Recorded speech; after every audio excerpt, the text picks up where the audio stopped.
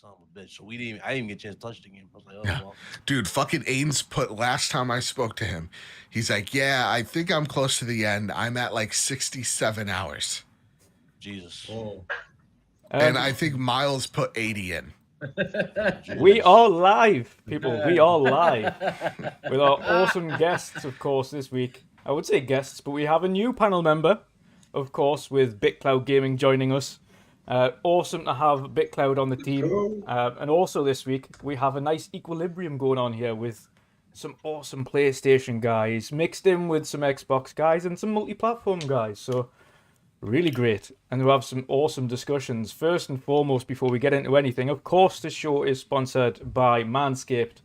Of course, you can get our discount, which I'll just pop up on screen now. Boom. 20% off at Manscaped with free shipping with promo code MidweekMixUp at manscaped.com. So thank you, everybody, for joining us today. Of course, we're joined by the awesome Mr. Badbit. Crazy Louis Gaming making his first appearance. BitCloud Gaming, of course, making his first panel member appearance. And Pathieu. Boxenberger might join us a little bit later on in this evening. Chambellon's out, feeling a little bit exhausted there from work and things. So we will get straight into it. First and foremost, panel introductions. We will start with our special guest this week, who was dying to speak about Horizon Forbidden West, but we're also going to get a lot of Elden Ring info out of him. So, Mr. Badbit, how are you doing today, brother? Man, I am doing all right. I'm doing actually fantastic because I got the purple DualSense. It finally came in.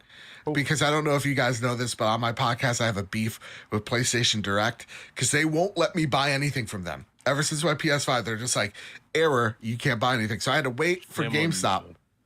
Why? You're not a fan of the purple? A purple DualSense? Come on, man. No. It looks fresh. No. But is it like the darker purple? It's got the Mace Windu look, man. Here, wait, does it? Go get it. It's too far away. Literally, all the Horizon boxes are like right over it. I'd have to get up. I'm too lazy for that. Yeah, but I'm not a fan. I'm not a fan of the Cosmic line. I'm sorry. Oh, okay. All right, fair enough. I'm not a fan of the pink. I think the pink is just lazy. I mean, the red was it Cosmic Red? That was meant to be red. Yeah, that Cosmic Red. That one I also have literally behind me too. Hey, it does look like the Mace Windu lightsaber. It does, dude. It does, man. And that's what I'm all about. Purple. I think I've come into my 30s knowing that purple's my favorite color. I think it's a dope color. There you go. You know, used to be blue, but I'm like like red, blue. It's just those are such basic colors. I gotta have some like pizzazz to it. So I think purple's the way to go. But hey, listen, I'm excited to be here. I'm excited to talk Horizon. I'm just here to gush about this game that I love so very much before, Elden Ring comes out and ruins everything for everyone.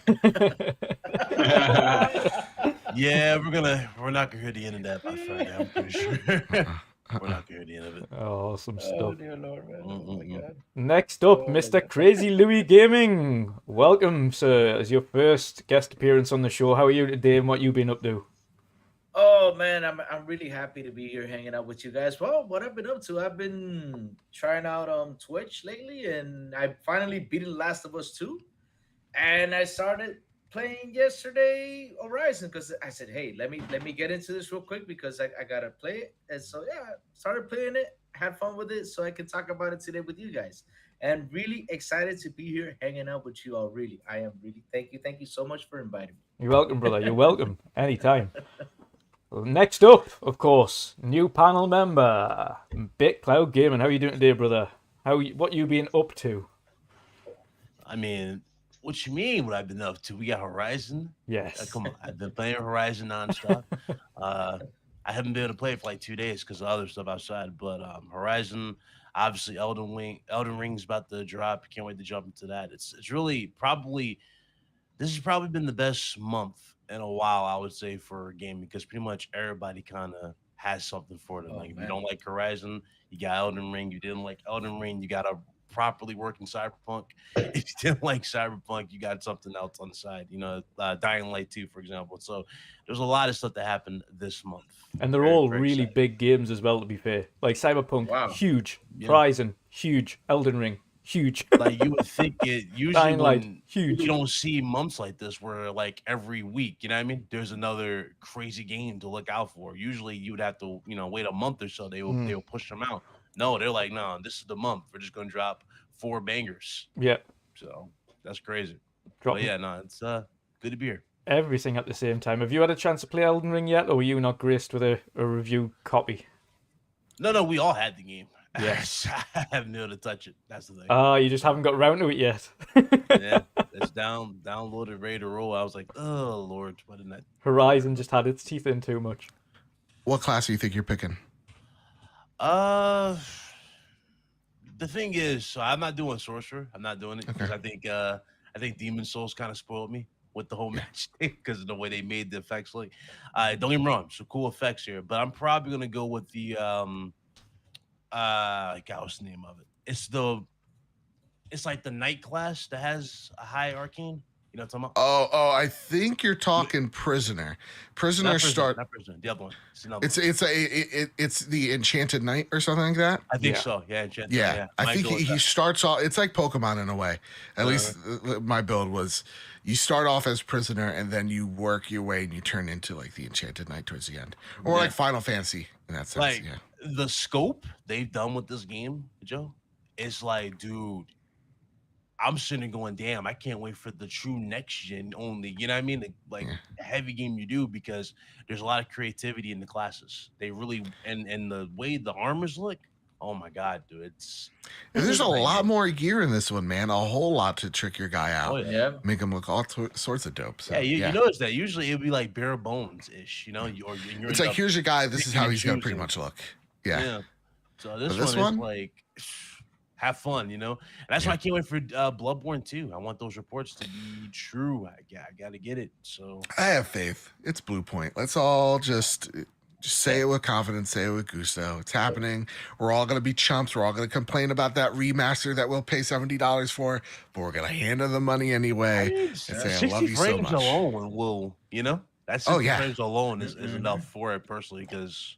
This is the only game that doesn't have a 60 FPS in the Souls. There's no love. And the thing trends so, like, the other day, there's, like, no Bloodborne news.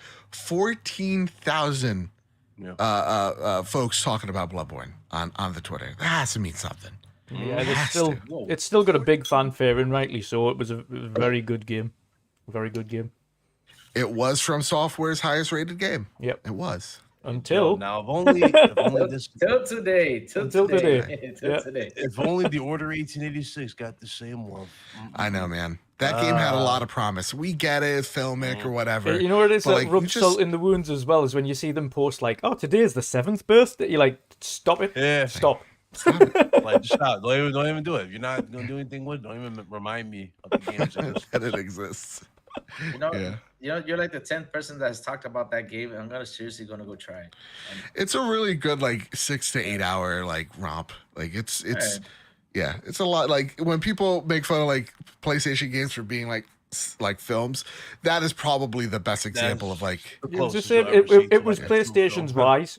Essentially, that's why I keep comparing it. Like we go on about Rise needing a sequel as much as PlayStation go on about Order 1886. That's actually a great comparison. Yeah. Identical. They're both pretty much the same ballpark in terms of play time. They're both pretty much the same ballpark in terms of how you play it. Of course, one of them's a shooter, the other one's a hack and slash. But again, both of them have got their QTE moments as well. But they both showed a lot of promise, and we both want them to come back. They both need it. They both deserve it, really. Little fan favorites. Need them. Last but not least, of course, before we dig into the topics, Patio, how are you doing today, brother? I've seen you've been diving back into Destiny. I've seen you hit up Lord Cognito for some rounds. How you been up? What you been up to? Yeah, man. Well, actually, I'm doing pretty good. First of all, I want to welcome BitCrowd Gaming to the podcast, of course. Remember, Mr. Badbit, also awesome to have you here, and Crazy Louis Gaming, man. Finally on the show. Awesome. Yeah, man. But like you said, I jumped into Destiny 2 last Sunday, and for some reason I'm hooked on that game.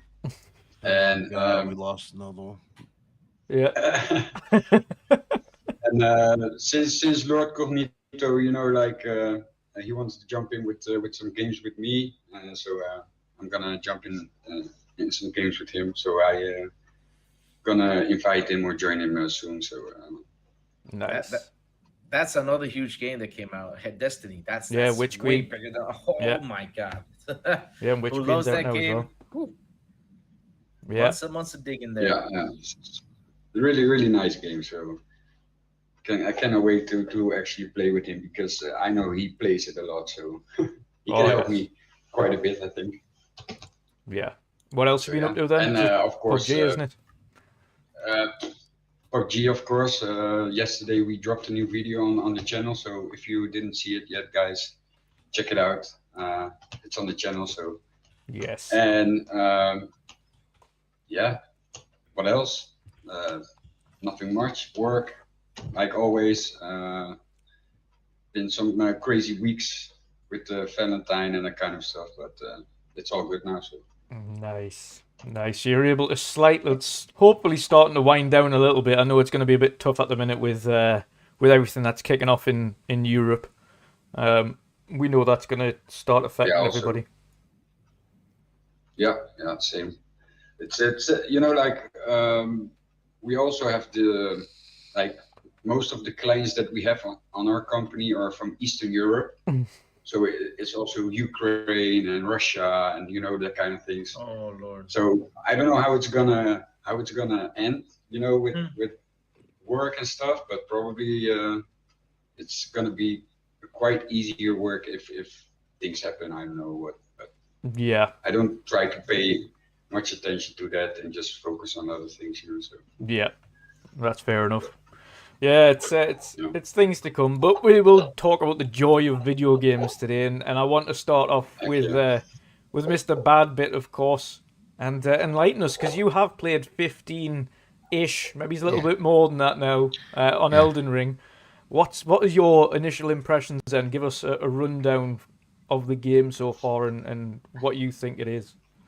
Sure. So normally with like 15 hours into a From game, you're relatively close. You're probably midway through. Maybe if you're good at Bloodborne, you're almost finished with the game, right? Yeah. I have not scratched nearly the surface of this game. That's why when I said like go to Windows Central, go to Season Gaming, because I know these guys put in 80 plus hours and they're gonna tell you the in-depth in and outs. For me, it's more, you know, what our plan was when I got the coverage was Ains was gonna be the guy that beats it.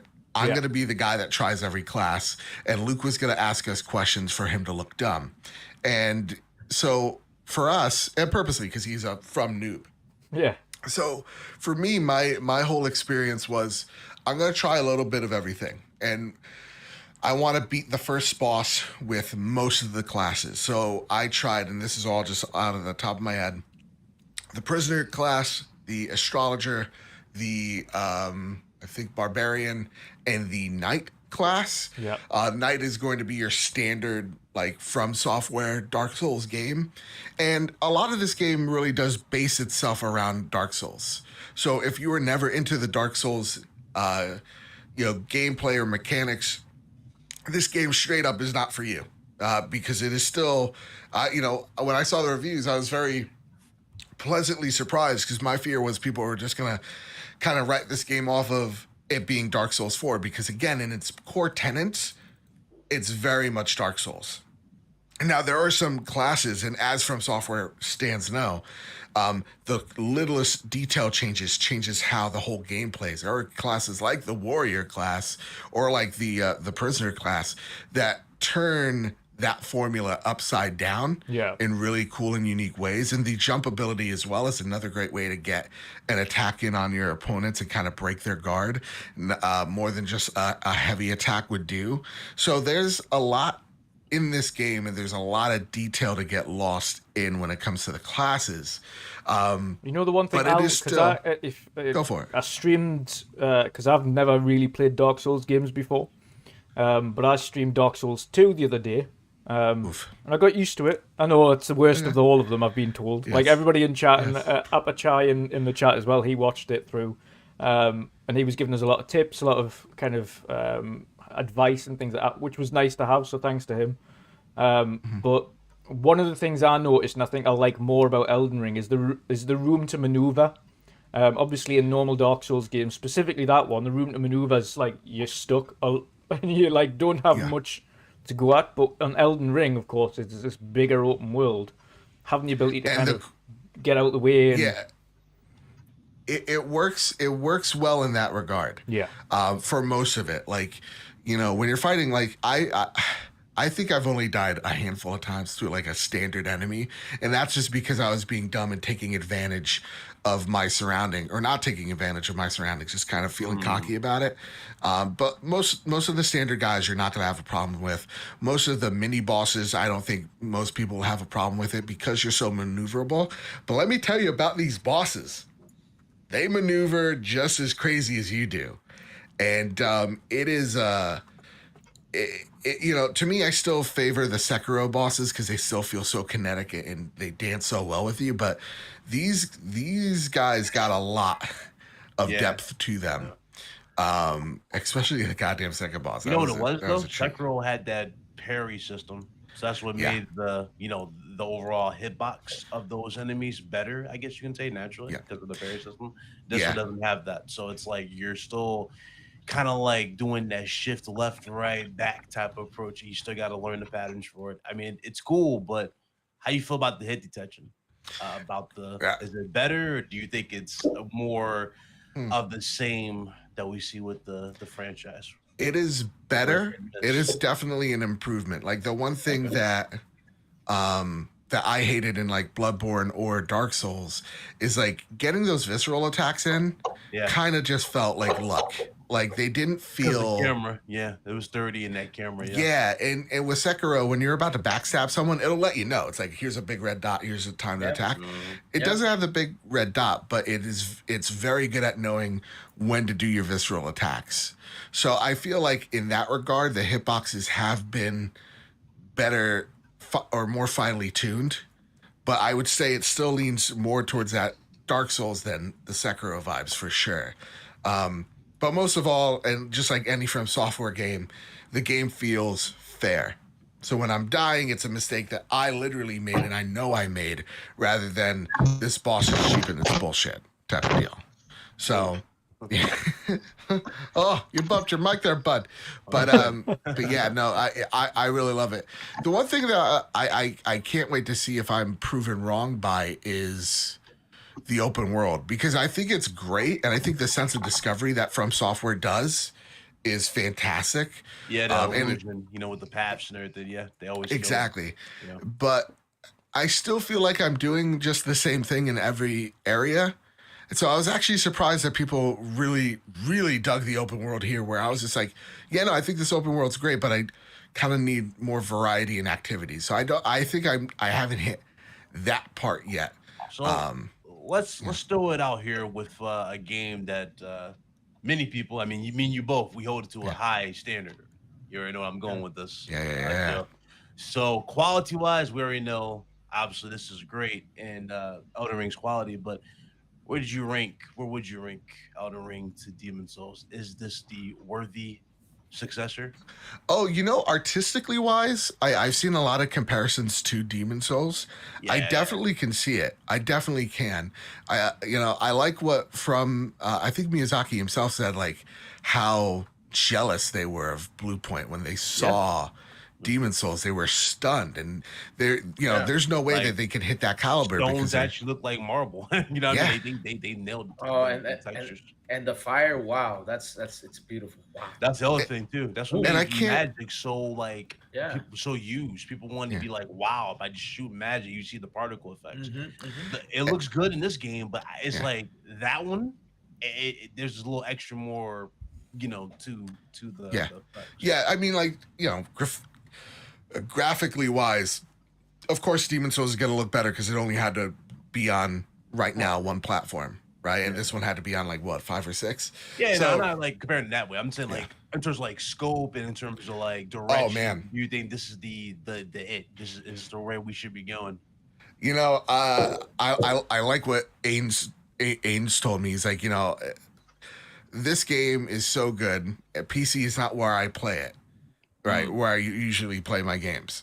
But once this game comes out, and Horizon is my second most anticipated game, I am still picking up Elden Ring. I am still playing that day one. I am still beating it, and then going to Horizon. Like, that's how much he loves it. From what I've experienced with it, I don't want to, like, this is not me saying one's better than the other, but right now I am still very much addicted to Horizon, and I can put Elden Ring to the side and be fine with that because I want to finish my experience here. But what I will say is, if I find that class that is for me, and I think it is the Vagabond now that I'm playing it more and more. I can see that. I can see that for you. Yeah, I could definitely see this being what a lot of people are saying of, this is not just one of From Software's best games. This is probably one of the best games ever, period. Definitely their most ambitious title. Like, there's no question about it. Yeah. To think that they hit it so well on their first time around, you know, as an open world game. And we know From Software as these huge Castlevania-esque, Honeycomb-esque, you know, linear games, and they just hit it out of the park. It just goes to show that they are the best developer in this industry, just hands down, bar none. The reason why I love them is they have this vision, and it is so uncompromised. So yeah, I really, really, really dig this game, and I think it's gonna win probably all the awards, and actually for the first time probably deserve it. I mean, Joe, we got crucified when we said that. We said the game was the most anticipated multiple times. We said it, and dude was like, "Oh, Horizon's gonna be like, no, it's not. It's not beating Elden Ring type." The horse, like the inclusion of horse combat in this too. It's like, dude, the ambition. There's so many ideas they had for this. They were being very ambitious about, and they just. It's cool to see stuff like that finally. I forgot even about Turret. Yeah, he's dope. He's a cool little horse. Now, I will say as well, with the horse combat, if you're a melee build, it depending on what your weapon type, because, you know, there's all different types. Not the best, but and Magic's gonna definitely have that advantage. As long as you plan it out right, because Magic can miss in this game, and it's not heat seeking, so you really gotta plan it out right.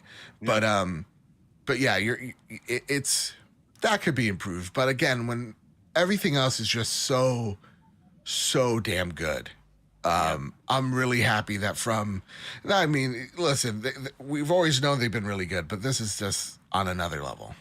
Yeah, like, it's crazy because, like, when you look at the other games, it seemed like they only really focused on a few magical abilities that you do with Arcane, and they were, like, super high up in Arcane, and that was it.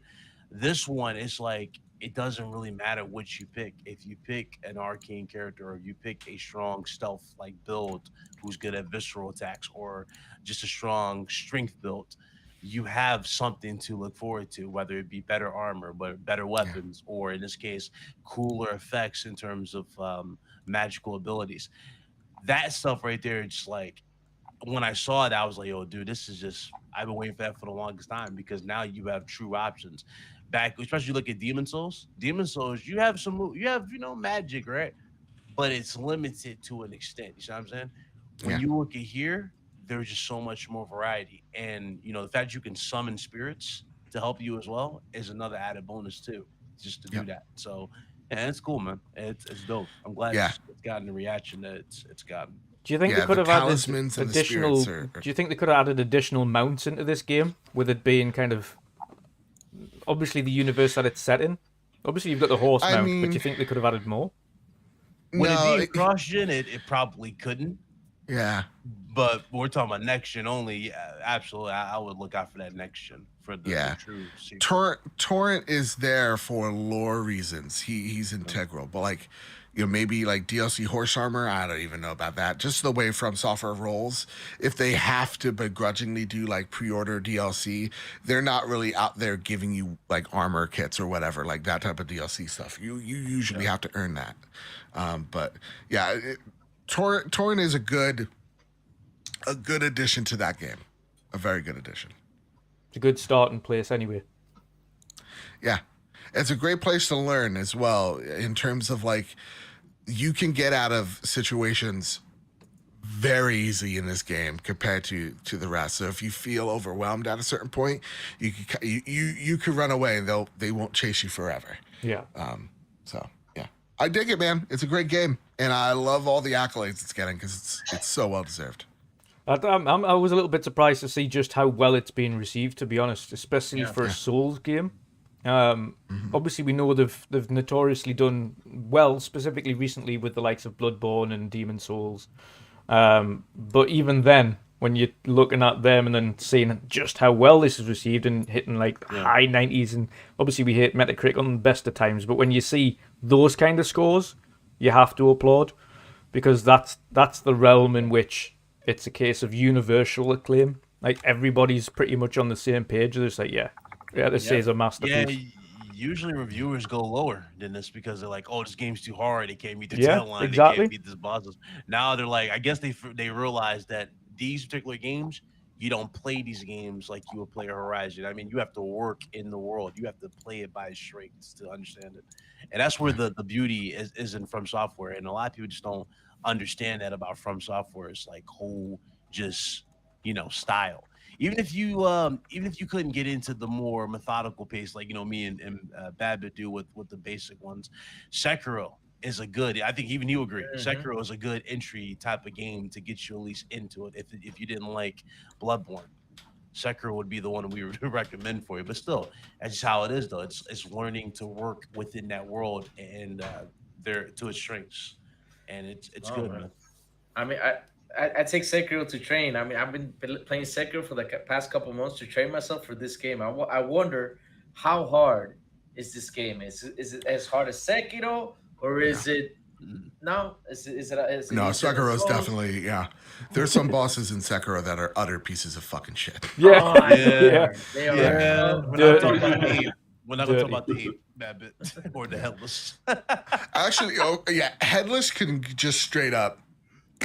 But like I'm talking the Great Owl, that fight at Harada Estate. He was actually he was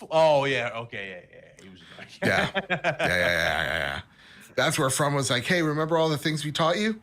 They don't matter here. We're gonna throw those out we're gonna throw those out the world because he can throw poison clouds. Man, you gotta learn how. You gotta hit that button really right, precise to dodge. It was hard. It was hard. I mean, the fun fact is you got to do that with the basic Souls games, but the thing is, they have this slow, methodical swing. You got to like really time to do it. Because here's the trick on Souls, because this is how I play these games, right? I pretty much run around in my underwear. That's how I run around. I mean, I take all my clothes off and just run around. Why? Because I become much more faster than all the enemies. And that's a trick on Souls. But in Sekiro, you can't take your clothes off. I mean, they're gonna come at you and kick your butt, man. I tried that in Neo. Neo's you don't want to do that with Neo. So what I did was I also get the lightest armor, the best lightest armor there is. Also, that helps out for Souls games and stuff like that. Yeah, that's what I do. I get the lightest armor and go into it. But man, Sekiro was just tough. There's nothing. I think one of the things I like seeing about Elden Ring is the sheer amount of classes you get on this one compared to others I've seen. Obviously, I think is it 6 or 7 or something like that. It is quite a fair amount. There's a lot to choose from. Yeah, it's good because it shows everybody the balance system of it, but also shows you like just the creativity again, like how ambitious it is, how you do these builds. A lot of people don't know how good Arcane is or how big of important the skill, the skill tree is or what they don't know. And it's like it's good that they explain that to a way where it's not necessarily hand holding, you know what I mean? It's right there. You just see it in the basic in its basics. So it's good. Yeah, it's one of those games I was never anticipating picking up, but the more I save it, hear of it, and things like that, it's going to be one. I won't get it straight away because, of course, I've got Horizon to play through. You got that excuse? Oh man, yeah. Here we go. I'm looking forward to that. But I'll be playing it on the PS4 Pro, so if everything sets on fire, you know why. But yeah, wait, is anybody streaming it? Yeah, I'll be streaming it. No, you'll be streaming it? No, okay. Yeah. Joe, you're not streaming it for the trophy room? No?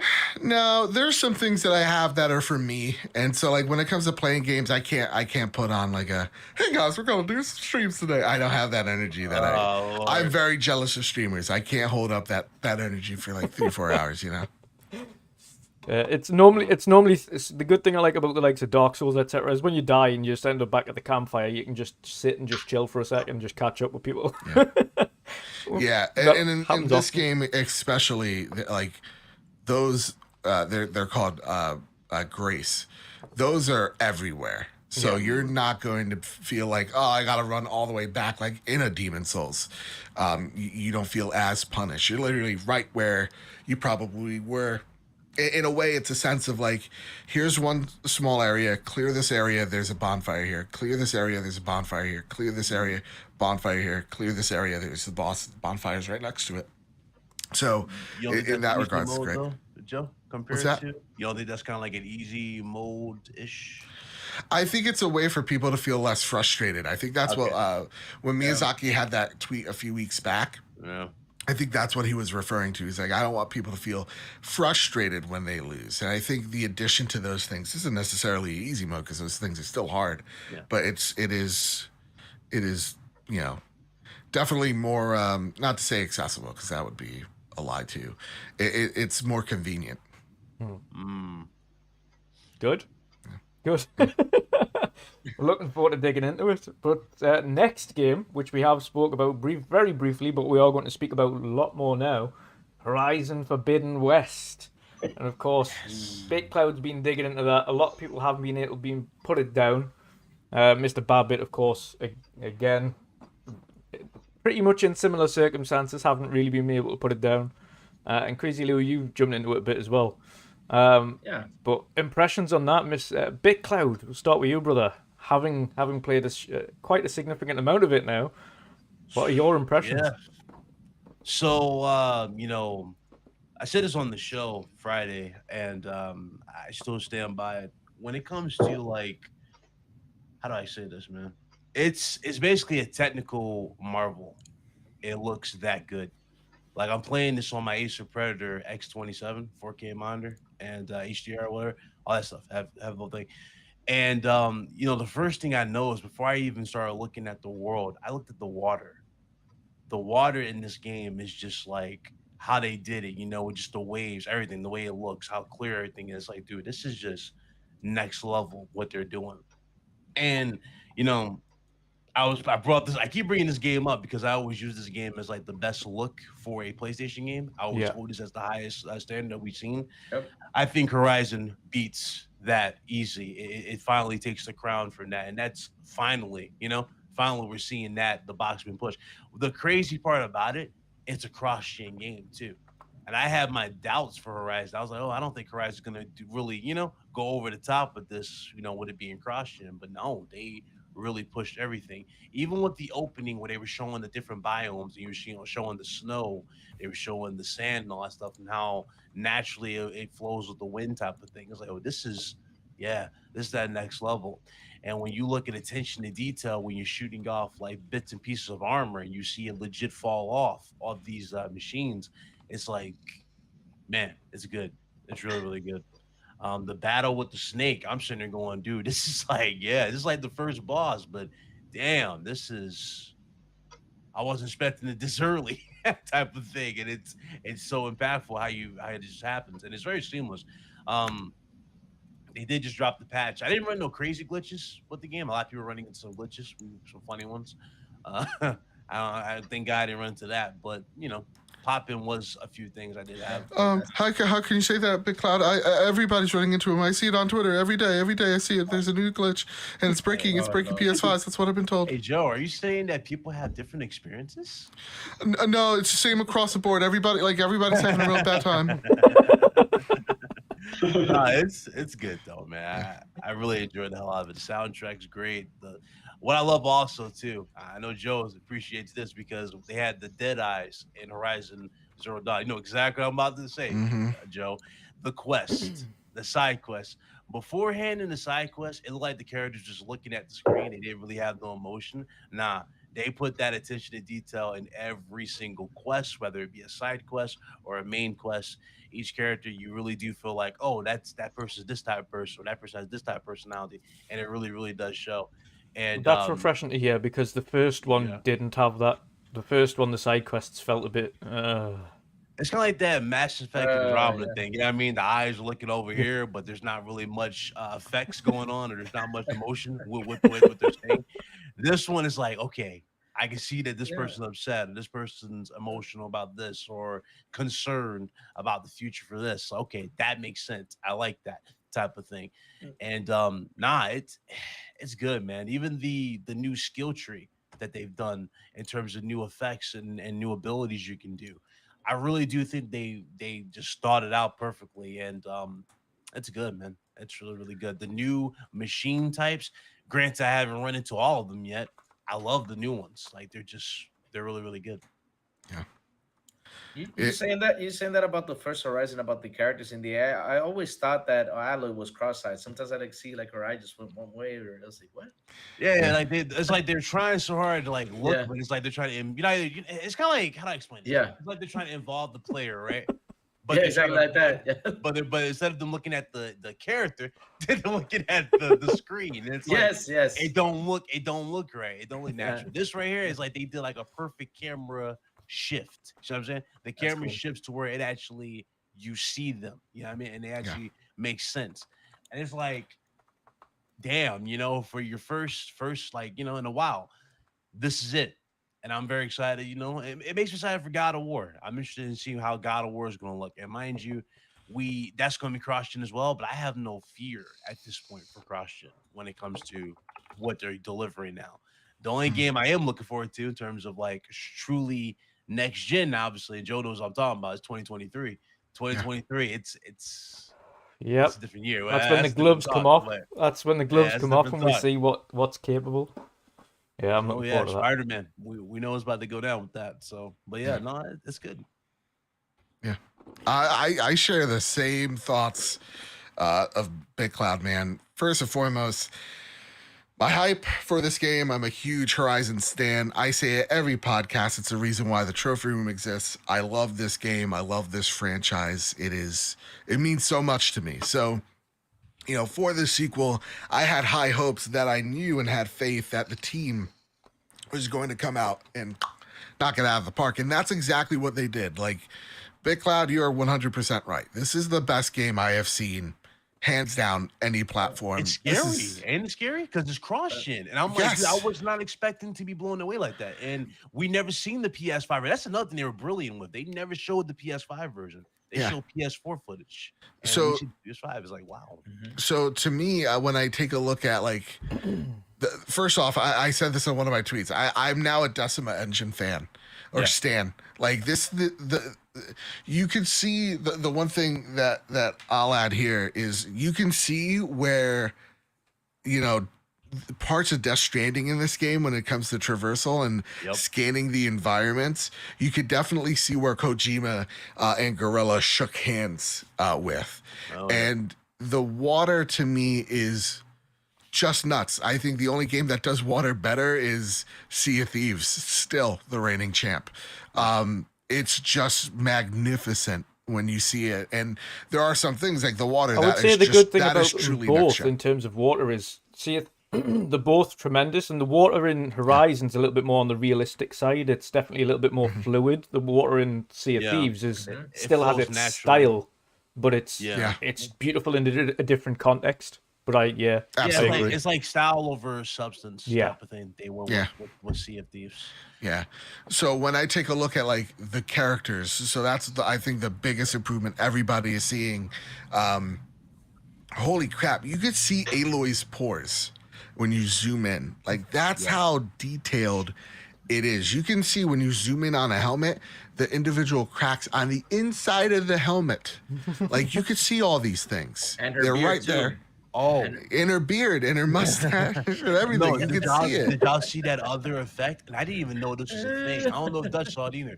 But if you're in the sand and the hot areas and you zoom in picture mode, she's actually sweating.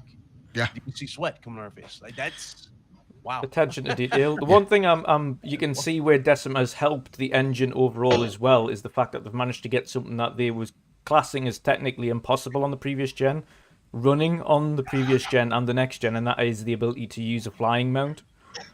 Of course, they notoriously said the reason we haven't included that on the first game was because we just couldn't get it to work properly on the previous gen, and I think that had a lot to do with the engine at the time. And obviously, we know the engine's refinements in the next one is far more thanks to like the Decima improvements that has obviously allowed them to do that. And like the vistas that you're able to actually see, like when you're on a mountain, that's the one thing that I like. You could see everything clearly, and they do such a smart thing of like the things that they can't really render. They just put a nice fog over it, and it matches the real life aesthetic of like, you wouldn't be able to see everything in the distance. You would see that layer of fog when you're up on a mountain looking down, but like it is just such a smart way of how to use and when to utilize the power of the PlayStation 5 or the PlayStation 4 in just really smart ways. You're really getting to see the talent of the team work its magic there. That is the one thing where I'm just like, Death Stranding was, for me, when it came to the vistas, the most beautiful game. It looked like a painting when you saw everything out in the distance. Man. This game just takes that to a whole new level. And, the one thing that I hate, every open world game, I saw it even with Elden Ring, that gets compared to Breath of the Wild. This is not anything like that, but you can still, if you see it, you could climb, like you can get up top to the highest peak of the game. You can't climb everything because that would be stupid. Breath of the Wild when it rains. So, but they're smart about things that the path that it gives you. And it's clear enough that I'm never searching for that path. It's always just somehow right in front of me. It's an incredible feat, man. I again, the facial animation, even to 99.79 of these AI, there are sometimes this uncanny valley thing where the face is animating fine, but you're still seeing like arms are moving like a video game would, right? A bit. So that's always a little funny to see. If you want to really focus on that, you can. But the faces are incredible, and the eyes of these folks, you can see the reflections off of them. Like it's just, man, it's stunning. And the machines as well, like. You find a lot of bristlebacks in the White Orchard level of that game. And when you get out of that area and you start seeing the new machines, it's stunning. Like, a little spoiler, like there are kangaroo enemies and they're real pieces of shit. Oh, God. But they are so cool. And the way they animate, is just stunning. The animations in this game are just... knocked it out of the park there, man. It's just the new Thunderbirds. The Thunderbirds were my biggest enemy in the first one. I hated them with a passion. I love that they got like a scan thing that they're in the air. They can see that. I'm like, dude, I don't remember seeing that in the first one. It's like, holy shit. There's something that did not see in that game is a lock on. I wish they had a lock on. Yeah. I get it. Personally, I don't know. I think they just. I don't know how that would have worked with that, because the whole mystique behind this game is, again, you just aim, you hit them wherever you want, and you just see armor and stuff. You know what I mean? Like you just like, it's like that immersive effect. It's for that close quarter combat thing. You gotta log on. That's what I'm saying though. Yeah. Because the close quarter combat is pretty cool in this game. I mean, sometimes you're like I was fighting weasels. Are they weasels? The first guys? Yeah, they're badgers. They're badgers. Badgers. Yeah, badgers. So when the badgers like does this flip, and it gets like a little moment for slow mo, like it's pretty cool. You can dodge and stuff and move around. So if it had a lock on, it would have helped better, like to focus there and have a pretty cool fight. Yeah. But like overall here, it really does blow my mind that that you can do this in a game. And the one thing that I constantly think is like, we're only on year technically 2, right? Mm-hmm. Yeah. And Horizon started to look dated towards the end of this generation. What are games going to look like 4 or 5 years out? Well, exactly. When it's Yeah, we're getting into some crazy territory here. And a lot of this And stuff just hasn't the even thing been that they're implemented able to yet. Yeah, a lot of this stuff hasn't even been implemented yet. So you're still like games are going to look even much better when you've Yep. got FSR working correctly on platforms. Yeah. Of course, it's still terrible at the minute, but when they've ironed that out and they've got it to a similar level as DLSS, games themselves are going to be able to do far more whilst still retaining the resolution and looking as crisp. Yeah. Yeah, I mean, and that and the story in this game, if you love the story in the original, it's just more of it. I personally love Aloy, and you know the weakest part of the first game was the side characters were just such a back, you know. It just felt like dumb chores. It didn't even feel like you Yeah. did anything worthwhile. You know, this one you're getting better gear, you're getting new weapons, you get better lore to the story. The relationship that you're building with the side characters are way more meaningful and impactful. It's just an overall just such a great improvement of the original game. I love it very much. Yeah. Oh, we didn't even talk about the grappling hook. The grappling looks badass. It's a nice addition for this game too. So then opinions, because I know both of you played Halo, the grapple hook compared to Halo grapple hook. What's the preference? Halo's the best one. Yeah. Halo grapple hook can't be beat because like, or even like Dying Light is also a really a good one as well. But like, yeah, this grapple hook is more like gripping onto areas and gripping onto the flying type, machines that you find. That's what it's going to be more akin to something like that. But yeah, it's awesome. You can even see some of the rope physics from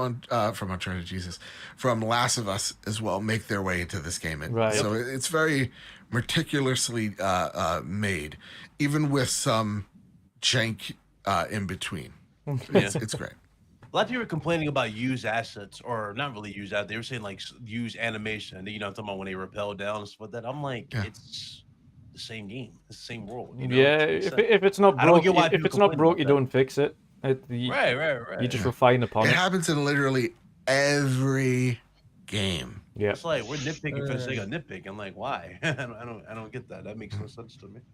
Yeah, you're gonna have it, and again, it'll be the same. I'm interested in how they're going to refine the next God of War and what they're going to do to implement on that, because that is very much, from what we've seen so far, that is very much same weapons, same attacks. So what they're going to do to the person I've talked to about it, just you're gonna be impressed. They did a lot of awesome stuff with it, so it's gonna be interesting to see. The question is, are they going to add any new weapons? Yeah, that's what I'm thinking. New weapons or new mechanics for him to. I'd like that. I don't get why people complain that it's doing the same moves and stuff. I mean, seriously, I want to have a different story, not worried about the same moves. Nobody notices it except the fanboys. Yeah, exactly. And then like people that want the attention or like the drama chime in on that. No, I don't care when people are like. I can only real talk. I can only notice 60 frames per second if I switch it in that moment to 60 frames. That's when I go, whoa. My eyes then tell my brain, whoa, this is actually something new and different. And then when I switch it back, I go, oh, whoa, this is kind of messed up. Yeah. Like real talk, I can't tell what is a checkerboarded 4K versus a true 4K. I am not that visually. Adapt.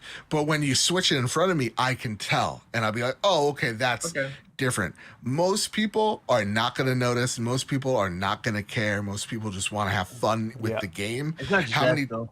Yeah. Not everybody zooms in 4,000% too. Yes. Oh my God. That is funny. When you zoom in to any game 4,000%, it's gonna break. It's gonna look bad. It's gonna look bad. Doesn't matter which game, it's gonna break. You're gonna see the pixels. It's gonna look bad. Oh my God. The one, like I say, the only time I've ever noticed differences, because if I'm playing it on the gaming monitor, which I've got here, then everything always looks crispy. It looks nice because it's a much smaller, confined area. If I'm playing it on the big 4K telly, that's the only time I notice the differences in quality. Yep. And I've noticed that these on Xbox games as well, specifically when you go from performance to resolution mode and quality mode to performance mode, whatever it is. I do notice the difference between the two because it's on a much bigger screen, so it's more magnified to me. But when I'm on a much smaller screen, which is where I do a lot of the gaming now anyway, you don't notice any of that stuff. And obviously BitCloud will be the same with it being on a nice 4K monitor as opposed to a giant screen in the back. Like you just don't notice that. I go type for of stuff. response time. Yeah. Response time is key for me. And 30 to 60, 60 is just like it's night and day when you look at 30. You know what I mean? Like it just when you press A happens. You know what it is? I noticed that on Halo Infinite. Specifically when I was playing on the monitor on Halo Infinite. I was absolutely kicking ass, everybody. And I was doing so well, and I went to try and play it on the big screen, and I was like, I am horseshit on this. Like I am so bad. That input delay. It's like PUBG. When you look at PUBG on the screen, you look at PUBG on the television. It's totally different. I mean, on computer, PUBG looks way more crisp, way more nice, and on big screen, it's like okay, it looks cool, but Yeah, and I think that's one thing that in terms of PUBG, that's one thing Pat's always wanted as well. Maybe a little bit more clarity and as well as the performance mode, because you've got performance mode on PUBG now, but then you really lose a lot of the clarity. And I think Pat would probably love to have a clearer image along with the high frame rate. I kind of wish that these consoles had like a balance mode. That makes definitely. What would you? I mean, obviously we'll speak on that now for a brief second there, Pat, because obviously you love PUBG. But what could they do to refine that to make that a bit clearer for you as a better experience? Because I know you love the game, but what else do they need to do to improve that?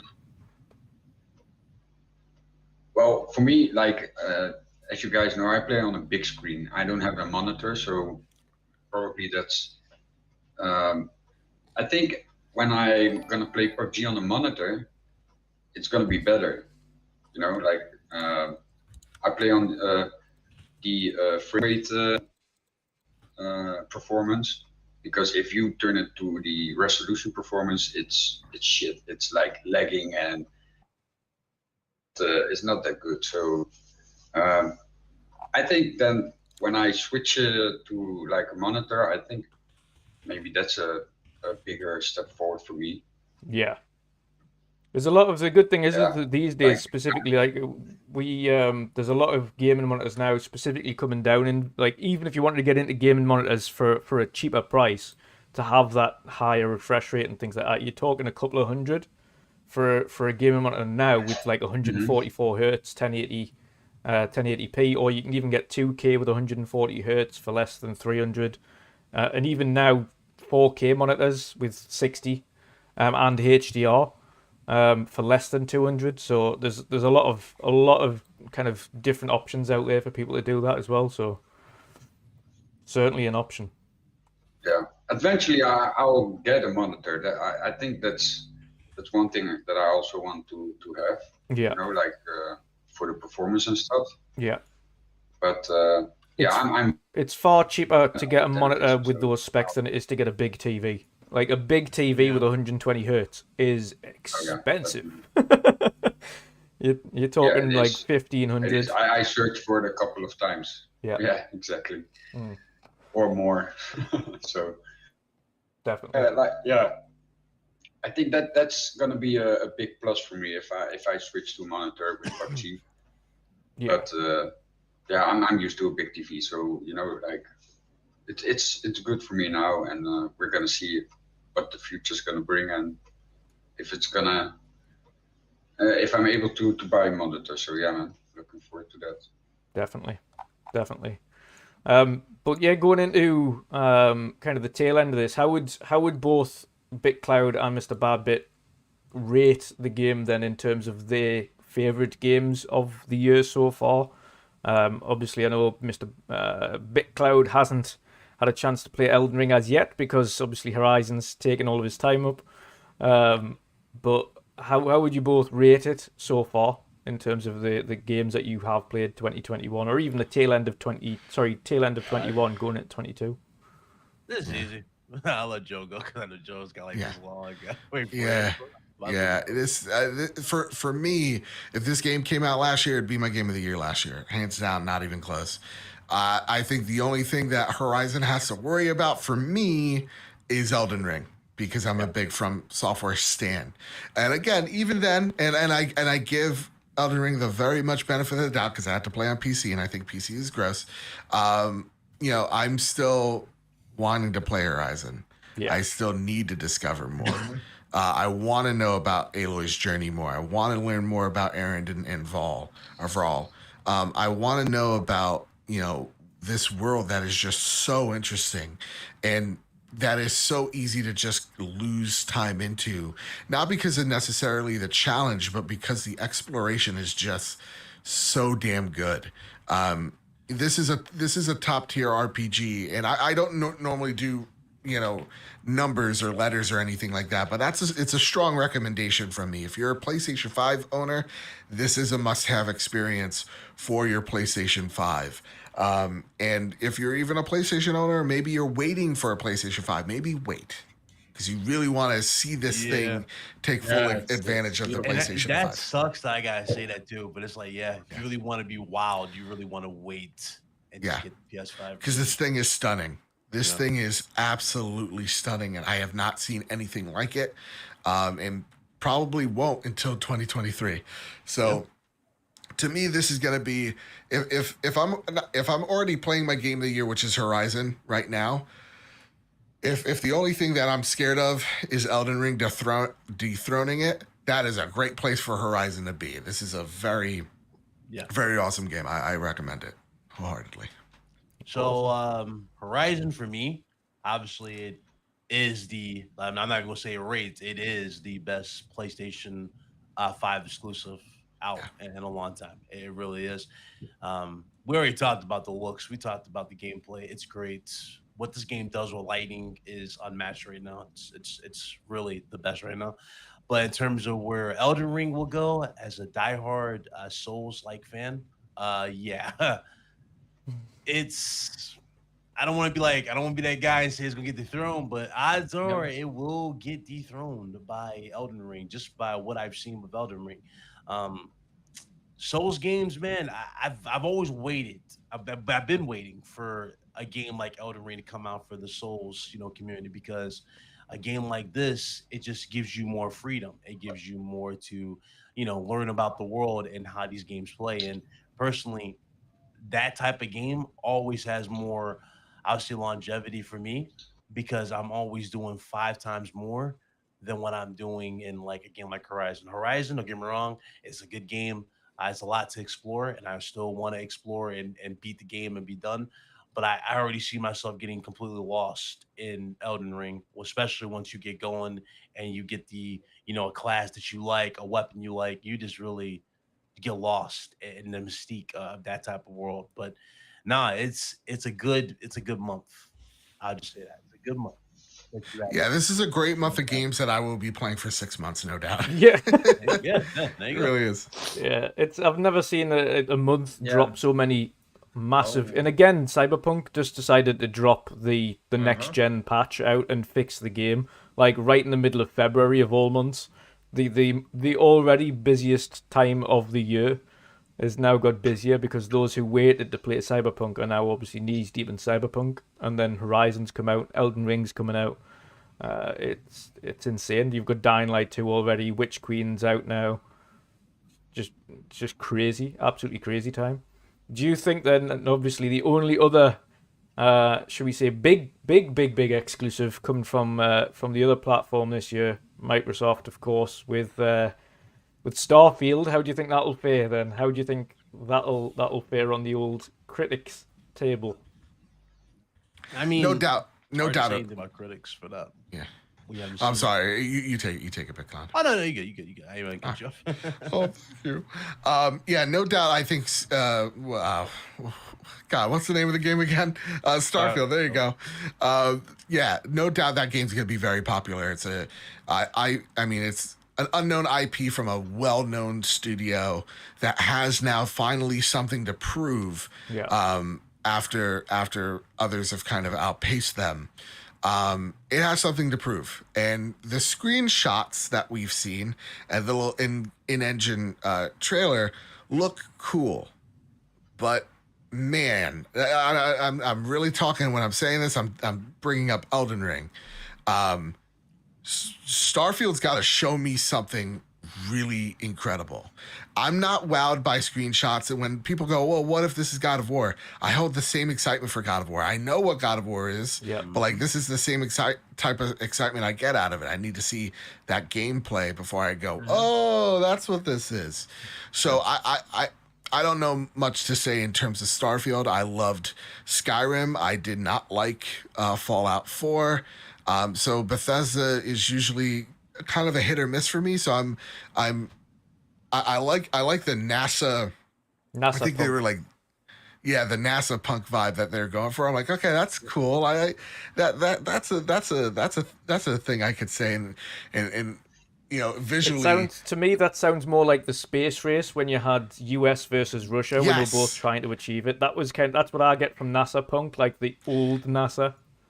Exactly, and that's what I get here. So like that type of stuff is great, but it really has to show me something that is going to be phenomenal. And I think, honest to goodness, when we see, and I'm not talking about like PlayStation versus Xbox, I'm talking Elden Ring is right now sitting at one of the most highly reviewed games ever made. Yep. That's what you have to go up against. And Bethesda again has so much to prove. Yep. Here's the thing, though. I heard that Todd Howard said that this is going to be the Skyrim space. Like it's going to be pretty much a Skyrim, but in space. Yeah, that's what he said. So I can imagine it's going to be pretty awesome because Skyrim was awesome. I love Skyrim. So, yeah, and I can't wait to see. Like you said, we want to see more of Starfield because really. They just have to start to show. I was going to say the one thing that's really going to benefit them is first of all they're on the new engine, of course. Yep. Secondly, and they've said it when they were required as well. The reason they like the fact that Starfield is one platform is the fact that they can refine it and actually polish it.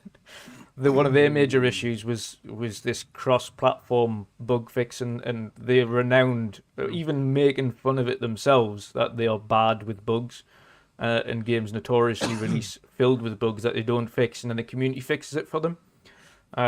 They can't afford to have continued games coming out like that where the community has to fix their games. They need to release the game. I wouldn't say bug-free because that's nigh on impossible these days, because a lot of the stuff when you release games, and why we'll have to reiterate this to everybody, a lot of stuff doesn't appear on the versions they have. It only appears once it's live. Some bugs just appear in live state, and they're just like, right, okay, well, how did that occur, and why did that occur? And then they have to retroactively fix it. And that's one of the best things about digital content, is because they can retroactively fix things like that. In the past, we didn't have that option. If it was broke, it was broke. It was done for. Oh, man. But yeah, it's one of them things. They have a lot to prove. I wholeheartedly agree. The God of War, the only thing that slightly concerns me with that is how they're going to better the story, because I think the reboot story was just such a hard-hitting story from start to finish, so well done. The characters were absolutely awesome. Yeah. Like the first time you meet the stranger is just sticks in your mind, because he's so well played, like throughout the entire thing. Like I absolutely loved it. And now seeing the second one, I'm thinking, but how is this going to? How is the story going to be better than that? That is the only concern I have for that game. How are they going to better the story? Yeah. I'm a little shocked by the fact that they're ending the whole Norse mythology. Yeah, there's so much more to that universe. Yeah, I thought it was going to be 3, and it's like, oh my god, we see the other God of War at Norse. Like, okay, why are we ending it with 2? You know, why are we going to this one and 3? But at the same time, again, if you guys seen how Atreus looks, maybe Atreus, you know, is going to give Mjolnir. I don't know. We'll see something happen. Wild happen in this story.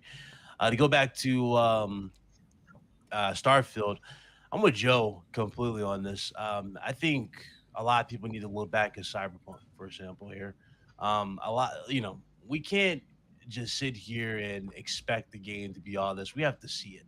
You know, we can't have these crazy high expectations for anything. You know, the gameplay had to speak for itself. Yes. In times like this. And I'm not saying it to be obviously, you know, down on the game. No. I really do think people really need to, like really go into this realistic with a lot of expectations. And hopefully the game delivers on everything we want in those aspects. Yeah, 100% agree. 100% agree. Before we continue on to the next topic, of course, Vin had the only super chat and he's getting an immediate timeout. €2 super chat. Scalebound is coming, Wondering Dutch. No, it is not. Everybody who has the ability to put the timeout emoji in the chat, put the timeout emoji in the chat. You're getting your own. There you go. Timeout.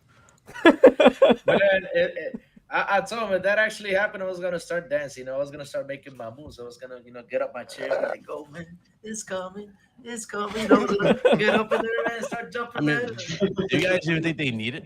Nah. No.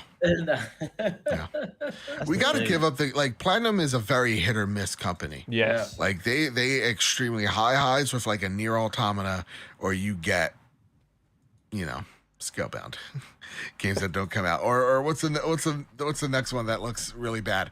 Babylon's Fall, right? Like, oh boy, yeah, no. Even if they did, I wouldn't want them to. No, and it's what it is. It's the one thing you don't want to see from a developer is the sheer begging that they're doing to Microsoft at the moment for it. It's weird. It seems out of desperation, right? Yeah, really desperate. I remember they blamed Microsoft for the game in its shape at that time, so it's like, so Microsoft are like, hell no, hell no. Yeah. We'll work with you again, but it's not going to be on Scalebound. I don't know though. I mean, that right there though is essentially their Order 1886 type of moment though. Sony let the developers of that game get bought by, what was it, Amazon owns Ready at Dawn. So it's like, oh no, Facebook one. Okay. Meta. God, I can't wait for that company to lose. They're getting roasted in the actually just before came on the show. I seen there was had the news on downstairs and it was talking about Meta. And the chat rooms and things, and how kids are going onto Meta and it's not safe, etc., and how it's going to get regulated, and there's more things you can do for it. So I think they're getting a roasting by the government over here. Oh yeah, everywhere, man, everywhere. Meta sucks. Anyway, but continue. I could go on a whole podcast about why Meta sucks and why their CEO is a robot. Joe being messy. We've got a couple of wild topics here that we're going to get into, and I think we want to get into the comments from EA that Halo essentially destroyed Battlefield's launch. What a joke! What a weird comment to put out. Yes, it's free to play, which is a bonus that Halo had. But we'd be kidding ourselves in saying that outside of the fact that it launched in a very good state, Halo has went on to do great things, because it's sitting in a state right now where it severely lacks content. It has a lot of issues. The player base is dropping significantly on several, on Steam mostly.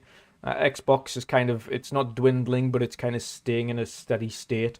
But it's not increasing. It's not really doing anything. And it seems to be a bit of an issue for several of the Xbox titles, I want to say, at the moment as well, which I will have to bring up. Forza Horizon specifically, as well as Halo.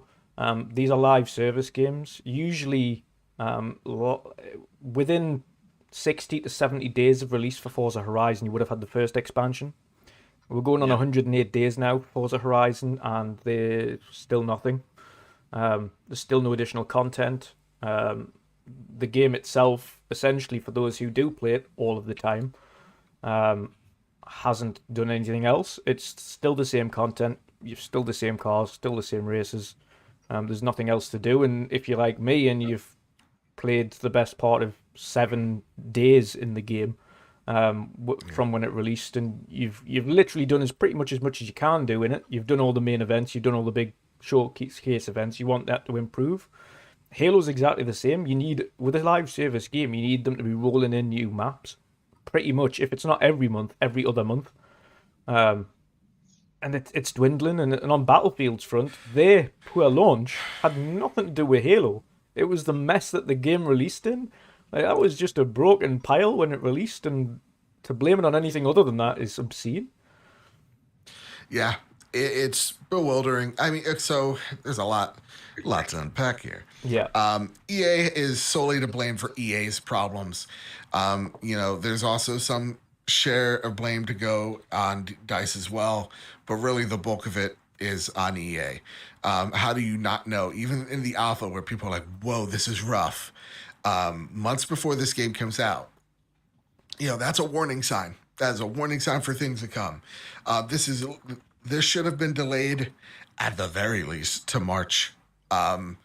But they decided not to, and they decided to roll the game out in this broken state to appease shareholders. Yep. And that really, really sucks. To see that the game doesn't even have a scoreboard. It's bewildering. I truly think they killed this franchise. Yeah. And I truly think they've yet again probably killed DICE. Because this has just been such a mess up. The board really should just feel all the shame to this. And it's really like when I read it wasn't to me EA blaming Halo. It was just them being really honest with themselves going, yeah, Halo launched and that hurt us really bad. We did not know it was going to, and here's another like side of that story as well. They did not know it was going to launch Shadow Drop. They would have liked to have been known, especially when your partner doing the marketing kind of does that to you.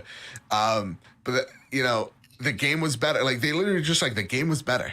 Yeah. And it trounced us, and it was free and it trounced us. And it did. It really did. It murdered that game. It really it was a mess. And when it comes to Halo's story right now, I'm in a DM chat where they're adamantly defending Halo. They think it's great. It's awesome. And I think it's great too. Again, it is. It's one of gameplay wise. Yeah, it's awesome. It's absolutely awesome. But content is definitely content is king. Yeah. Content and roadmap is a shit show. Yep. Like and this is where I'll go a little hard and fanboys will yell at me. But like this is not good, Microsoft. Like this doesn't seem like you're learning.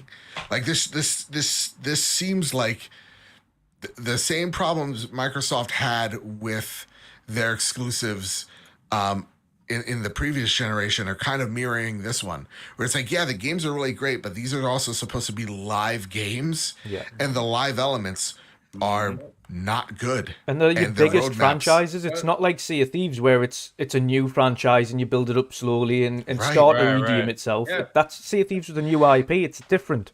When you're big ones, you need. You're even missing a key feature. Your co-op with your campaign. It's what happened with Sea of Thieves though. Sea of Thieves started slow, but then it just got into rhythm. So yeah, I have faith that they're gonna get into rhythm with this Halo. But yes, like you said, absolutely, they really need to put content in this because the difference between Sea of Thieves and Halo is what is another game that's like Sea of Thieves. Oh, that too. Yeah, exactly. Right. Sure. The problem with the issue that Halo has is there is another shooter out there. Yeah. They're really great ones too. And new ones constantly. That field is so competitive and oversaturated. Where Halo, it really like it goes to also show how the teams, again, totally outside looking in, so I could be talking straight out of my ass, don't talk to each other. Like, you have a great way of how to do a battle pass. Rare's done it. Rare's made the mistakes. You don't have to repeat those mistakes. Yeah. But then it's here and it's plopped in and it's not good, and it's a bewildering decision in the beginning that was overly corrected, and now everybody finished the battle pass way too soon and there's no true progression, and you see it. When people are like, I just play the game, I don't really care about progression. Well, that's great, but like you're not the majority of people that think that way. Everybody wants something for what they're playing for. Because people have left. And there is a reality that this is your marquee title, and it is fallen off of the Steam 100, and it listen, I don't think it's the end of the world, but yeah, it should always be in your top 5. It's your marquee title. You're the goddamn Master Chief. Yeah. Put that helmet on. So like that is my problem here, is like it still feels like management still has communication issues. Well, the one thing I've noticed as well, specifically on Twitter for Halo, is like you've mentioned, it's the teams aren't talking to each other, and with the Halo development process, what I've noticed on Twitter specifically is that they all have their separate teams to talk about things. So you have the live service team, you have the battle pass team, you have the campaign team, you have this team, and it's like, wow, Like, this is so convoluted. Like, are you not just like working together to try and sort something out? Because, I mean, you need certainly it can't be that hard to add new maps into the game. You're gonna have to. Surely you've got more maps ready to rock and roll soon. You have to have. Yeah. That is the thing. Again, that is the thing that is so. That is like a warning sign. Like this is like a little like Halo could be totally okay in the next few months when they like season 2 is probably maybe their hard launch, right? Yeah. But right now there is reason to be concerned, and I see a lot of really awesome Halo content creators that are getting worried at the least and getting angry at the most. Yep. You know. And so I feel for that You community. understand and for them as well, specifically the content creators, because what you like, it becomes a point where because there's no extra content in the game, you're just doing the same stuff on your stream every day, and it becomes a point where you're just like, well, what am I doing? Like, I have to move on. You don't have no content, but you got plenty of cosmetic items to buy. That's the other thing too. They got going on with them. So, Yeah. But even then, I think, like, personally, I think the cosmetic section's underwhelming. Like, you get a couple of things every other day, and then that's it. Like, it's nothing, there's nothing, like, fancy. There's no big store, like, on Sea of Thieves. Jesus Christ. There's hundreds of stuff you can get, and all of it's in-game stuff. Like, by doing adventures and by doing different things, you can unlock more stuff, or you can go to the shop and purchase things through your loot. And you can buy loot if you want to, or you can just earn it in-game. And that's something that Halo should have really learned from, right? Ray, how are you doing your marketplace? Let's do a marketplace like that. And how are you doing your content? Let's look at the content side that way. And like Ray now have got a developer diary thing where they show you the roadmap of content for the entire year. This is what we're going to do, and this is where we're going to drop these things. Like, this is all the stuff we're working on. And even then, you see them constantly on Twitter talking about all the new ideas and things that they're bubbling away at, and just like so excited to get things under. Like the ball rolling on new things. And you don't see that from the Halo guys. Like all of them are just talking about like consistent bug fixing and or just refresh the servers, go and check your ranks, and like wow, that's not like the most important thing right now. We need content. But therein lies Battlefield's problem. Well, severe lack of content, polish, and bugs. The game itself has got so many issues. Like I say, to then blame the opposite side and exactly. Halo, your main issues for Battlefield for me was weird. The lobby itself was terrible. Like even when I played, I was like, this lobby doesn't make sense. The way your weapon equipment and things, it didn't really work correctly, and attachments and things were so convoluted. Like going into a game and then you had to reattach everything every time you died, and I was like, well, this is a mess. And then having no scoreboard, like why was that? Like it's something that they're going to add in. Like you shouldn't have to add in a scoreboard. Surely in a game which is a first-person shooter, a team-based first-person shooter, you need a scoreboard. That is essential. I mean, I gotta tell you something about. I gotta tell you what happened with EA in this game. Seriously, when I played the demo, I was like, man, these guys need to move it. Move it. I mean, seriously, put it into 2022, way up to the end. It was a mess. Yep. You said it there. I said it with Battlefield Hardline. The creativity. The creativity just not there, bro. Like the fact that it's a yearly launch game needs to stop. Like it needs to be a 4-year launch. Though I think with like the Call of Duty stuff, that is the sign. Like everybody's like, you know what? We don't really need to do. We don't need to go this hard on this yearly thing. No, we really don't. Nope. Yeah. Pat, I think you were going to jump into something as well. And they're ongoing and they're live services and they're just pretty much the same. What's the point? Yeah. You offer nothing new. Zombies is not enough. Yeah. It's just, so what is Battlefield going to do? Are they going to add zombies? Is that the move? No. I mean, is that the move? I mean, they try cops and robbers. I mean, are they going through zombies? No. What do you do with Battlefield? And that's the issue, man. These games are just hard to say it, man. But that whole milk the consumer dry thing, it worked for as long as it possibly could. Now you have to actually go back to the drawing board and give everybody what they want: compelling stories, great gameplay, actual working games, you know what I'm saying? Actual upgraded engines, not the same engine that you tweaked and said, oh, it's a brand new engine. No, you have to legit give what you said you're going to give. Otherwise, well, I hate to break it to you, but Call of Duty and Battlefield are not needed anymore. They're just not needed. It's going to get to that point. You know, people think, oh, there's not going to be a Call of Duty killer or a game that'll come out the woodwork that will replace it. Yeah. Oh, it's possible. Oh yeah. You can kill your fan base, and then somebody will go and try something else, and then bam. A lot of people can go to Apex and go, "Hey, Apex is the game." If they were willing to drop and go there. So here's another thing, though. I mean, they just have to make them free to play also, because seriously, what else are you gonna put into those games? I mean, that's it. We're up to the max right now. Like you said, make them free to play. Don't make people spend their money. And just let them have fun. If they want to buy, like you said, the battle pass, let them buy the battle pass. Put cool stuff on there. Put new maps. Do this. Do that. Yeah. Just let people have fun with your game. But stop, like, hey, you got to pay $60 here. Let me drop this game right now, which happened. Which again, like I said, they should have. I'm with you. Yeah, I'm with you 100% on that. I just But I didn't do nothing but I don't- shady, like lock the story behind a season pass.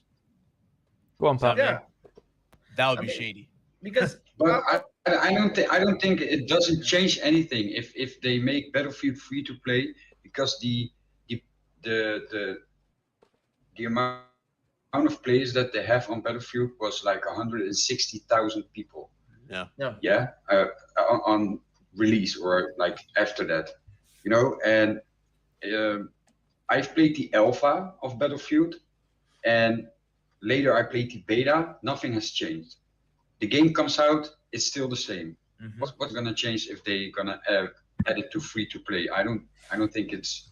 Yeah. It doesn't make any changes or that kind of thing. Like Yeah, like the game is just. to your point there, Pat. I think the key thing for all of them, that's Call of Duty, Halo, and Battlefield, is content is king, and none of them have content. You've all released Exactly. with the same stuff, and nothing else has changed since they've launched. exactly.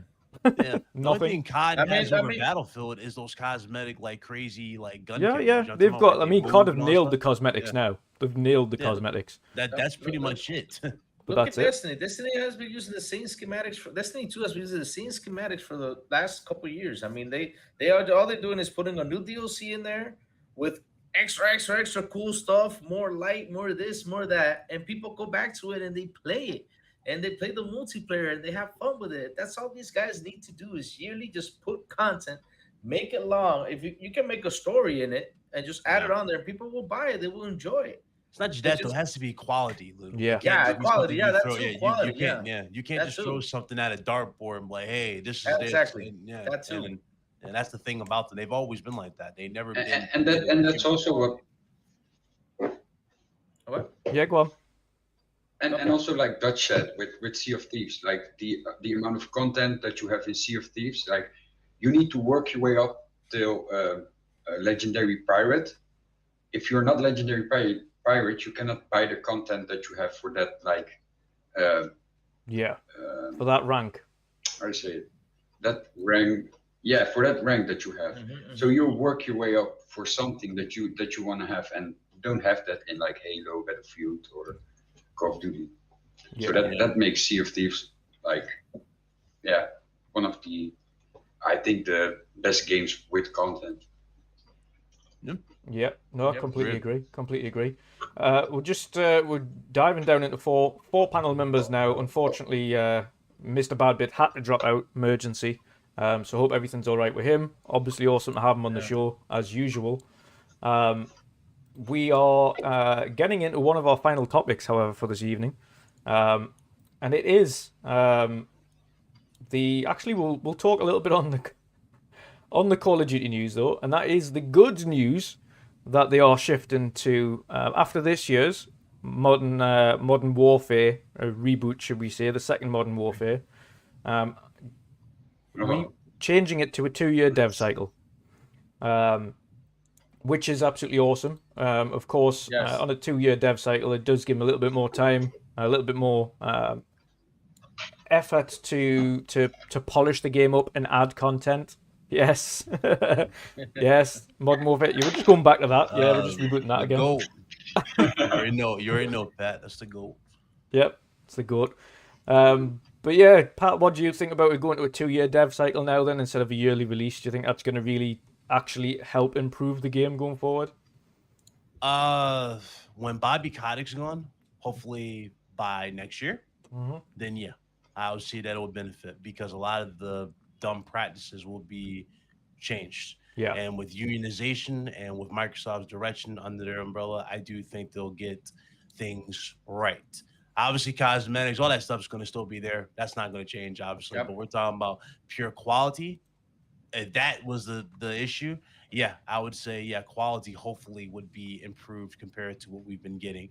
The thing about Call of Duty games as of late, they just threw them out. You know what I mean? It's like, oh, we know it's going to sell because it's going to sell. You know what I mean? Kids are going it, they're going to get it. And they didn't care if the games worked or not. I remember buying Black Ops 2 at launch.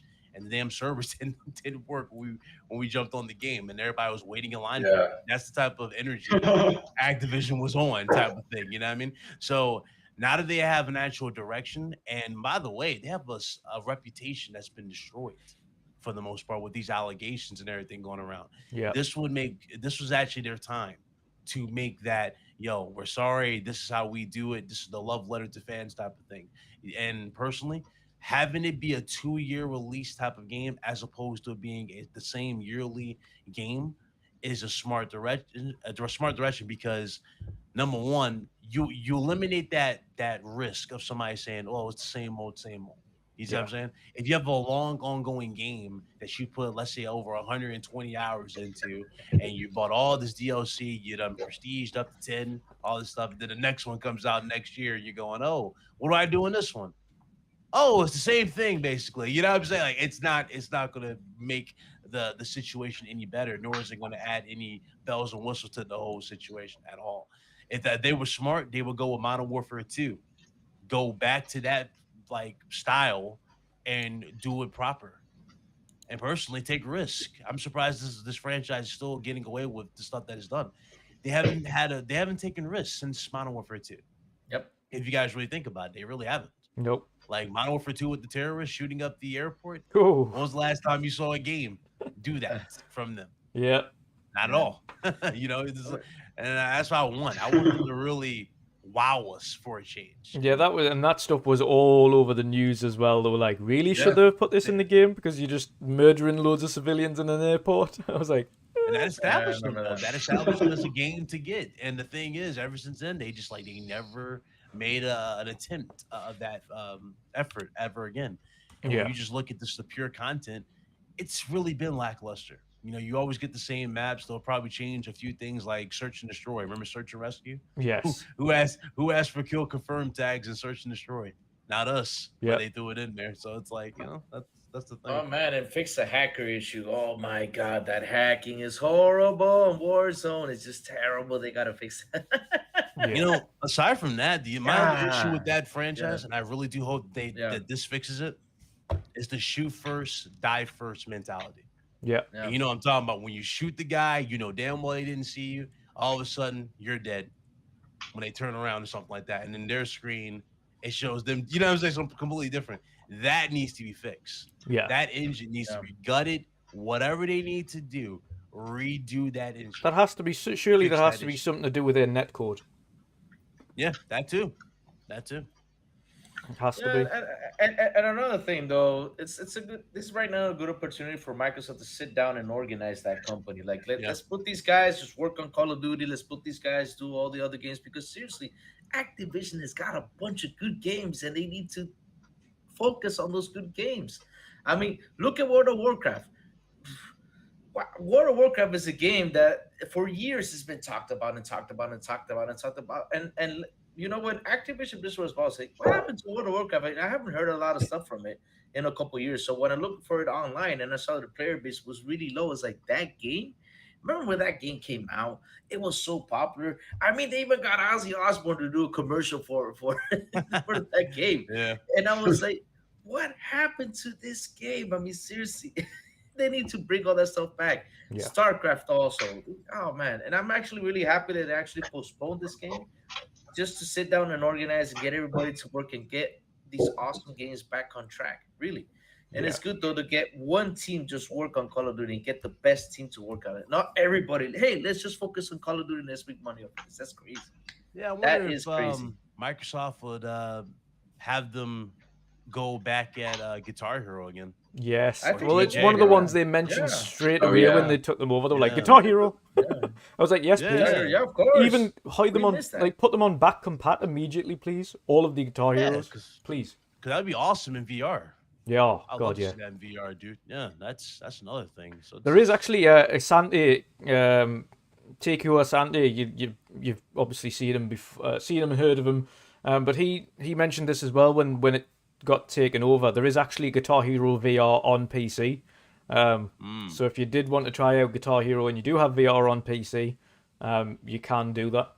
You can actually play it. But I would love to see that implemented. But even then, just to have Guitar Hero back in its proper form and not guitar what the other one was, Band Hero or something, like scrap that. I don't want that back. Just the OG Guitar Hero where you just focused on the guitar bit.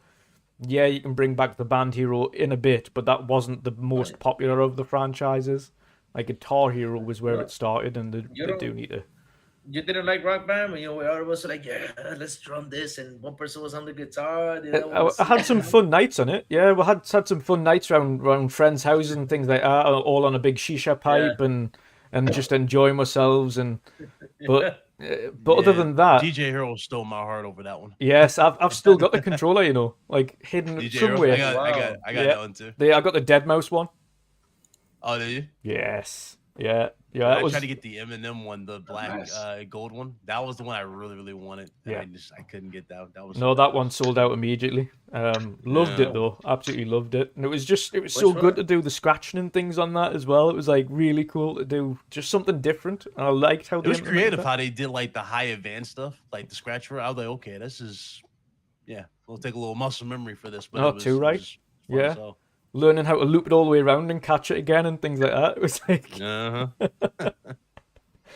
no, really awesome. Pat, what would you think? Do you think this 2-year break for Call of Duty is going to do them the world of good? Do you think it's the best thing for them? For them to like take 2 years for it and release it? Yeah. Is that what you mean? Yes. Yeah, I think they should take the time for it and like just renew it, like just bring out something and just blow us away. Yeah. You know, Because I mean, it's never really caught just your. really- You notoriously play a lot of first-person shooters, or third-person. You love shooters in general, and obviously the ones you always end up going back to is PUBG, and obviously that's more for the thrill, I think, than anything else. But yeah, in terms of the like say the one that's come out with the best gunplay out of them all, outside of Call of Destiny, was Halo, and of course Halo is lacking content right now. But then Call of Duty itself hasn't evolved at all in any of its franchise. It's just reskinned. They need to really need to reevaluate everything really and go back to the drawing board and say what actually worked, what made us as popular as we were in the first place, what worked, what didn't, and bring it out again. Do you think going back to like a Modern Warfare setting and kind of focusing on their best, which was Modern Warfare and Black Ops, do you think that's Yes. going to help them? yes, I think it will help them because you had Modern Warfare 2. That's like BitCloud said, is that it's the OG, it's the GOAT of Call of Duty. Yep. And the same is for Black Ops 1, because Black Ops 1 was one of the, I think the game that I really played the most back in the days. So yeah, if they go back to like that kind of gameplay or the things that you could do in those kind of games, that will be like really amazing, and that will help them for sure. So yeah, I think the 2 years they need to take the time for it and just like I said, blow us away and just release a game that is that you can play for days. Just gets that excitement back again. Gets that enthusiasm for the franchise back. Yes. Yeah. Because I don't know about everybody really else, think but it out. I don't know about everybody else here, but when I see a new Call of Duty releasing now these days, I'm just like, I don't care.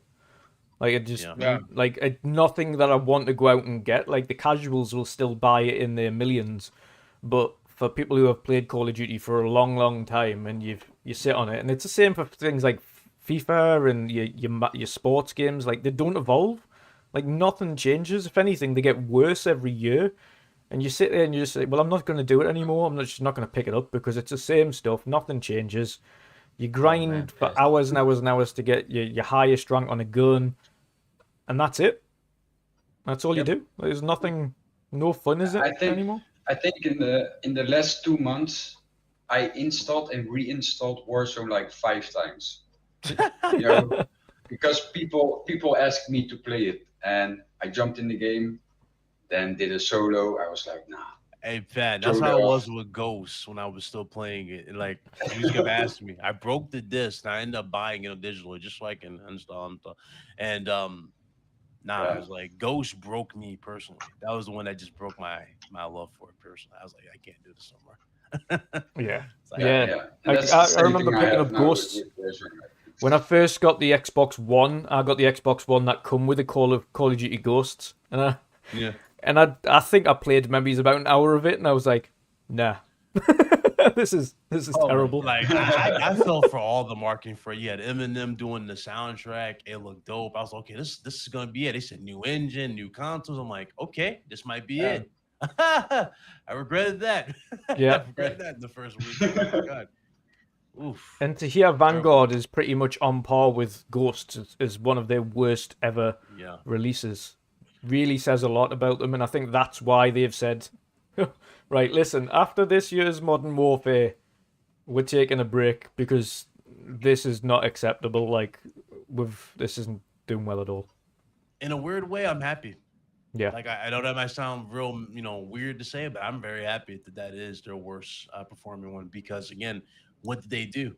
Did they take the feedback? Nobody likes the World War II setting. Nobody likes these, not anymore at least, right? Well, it's the way and I've mentioned this before about World War, a bit Cloud. It's the way they go about it, though.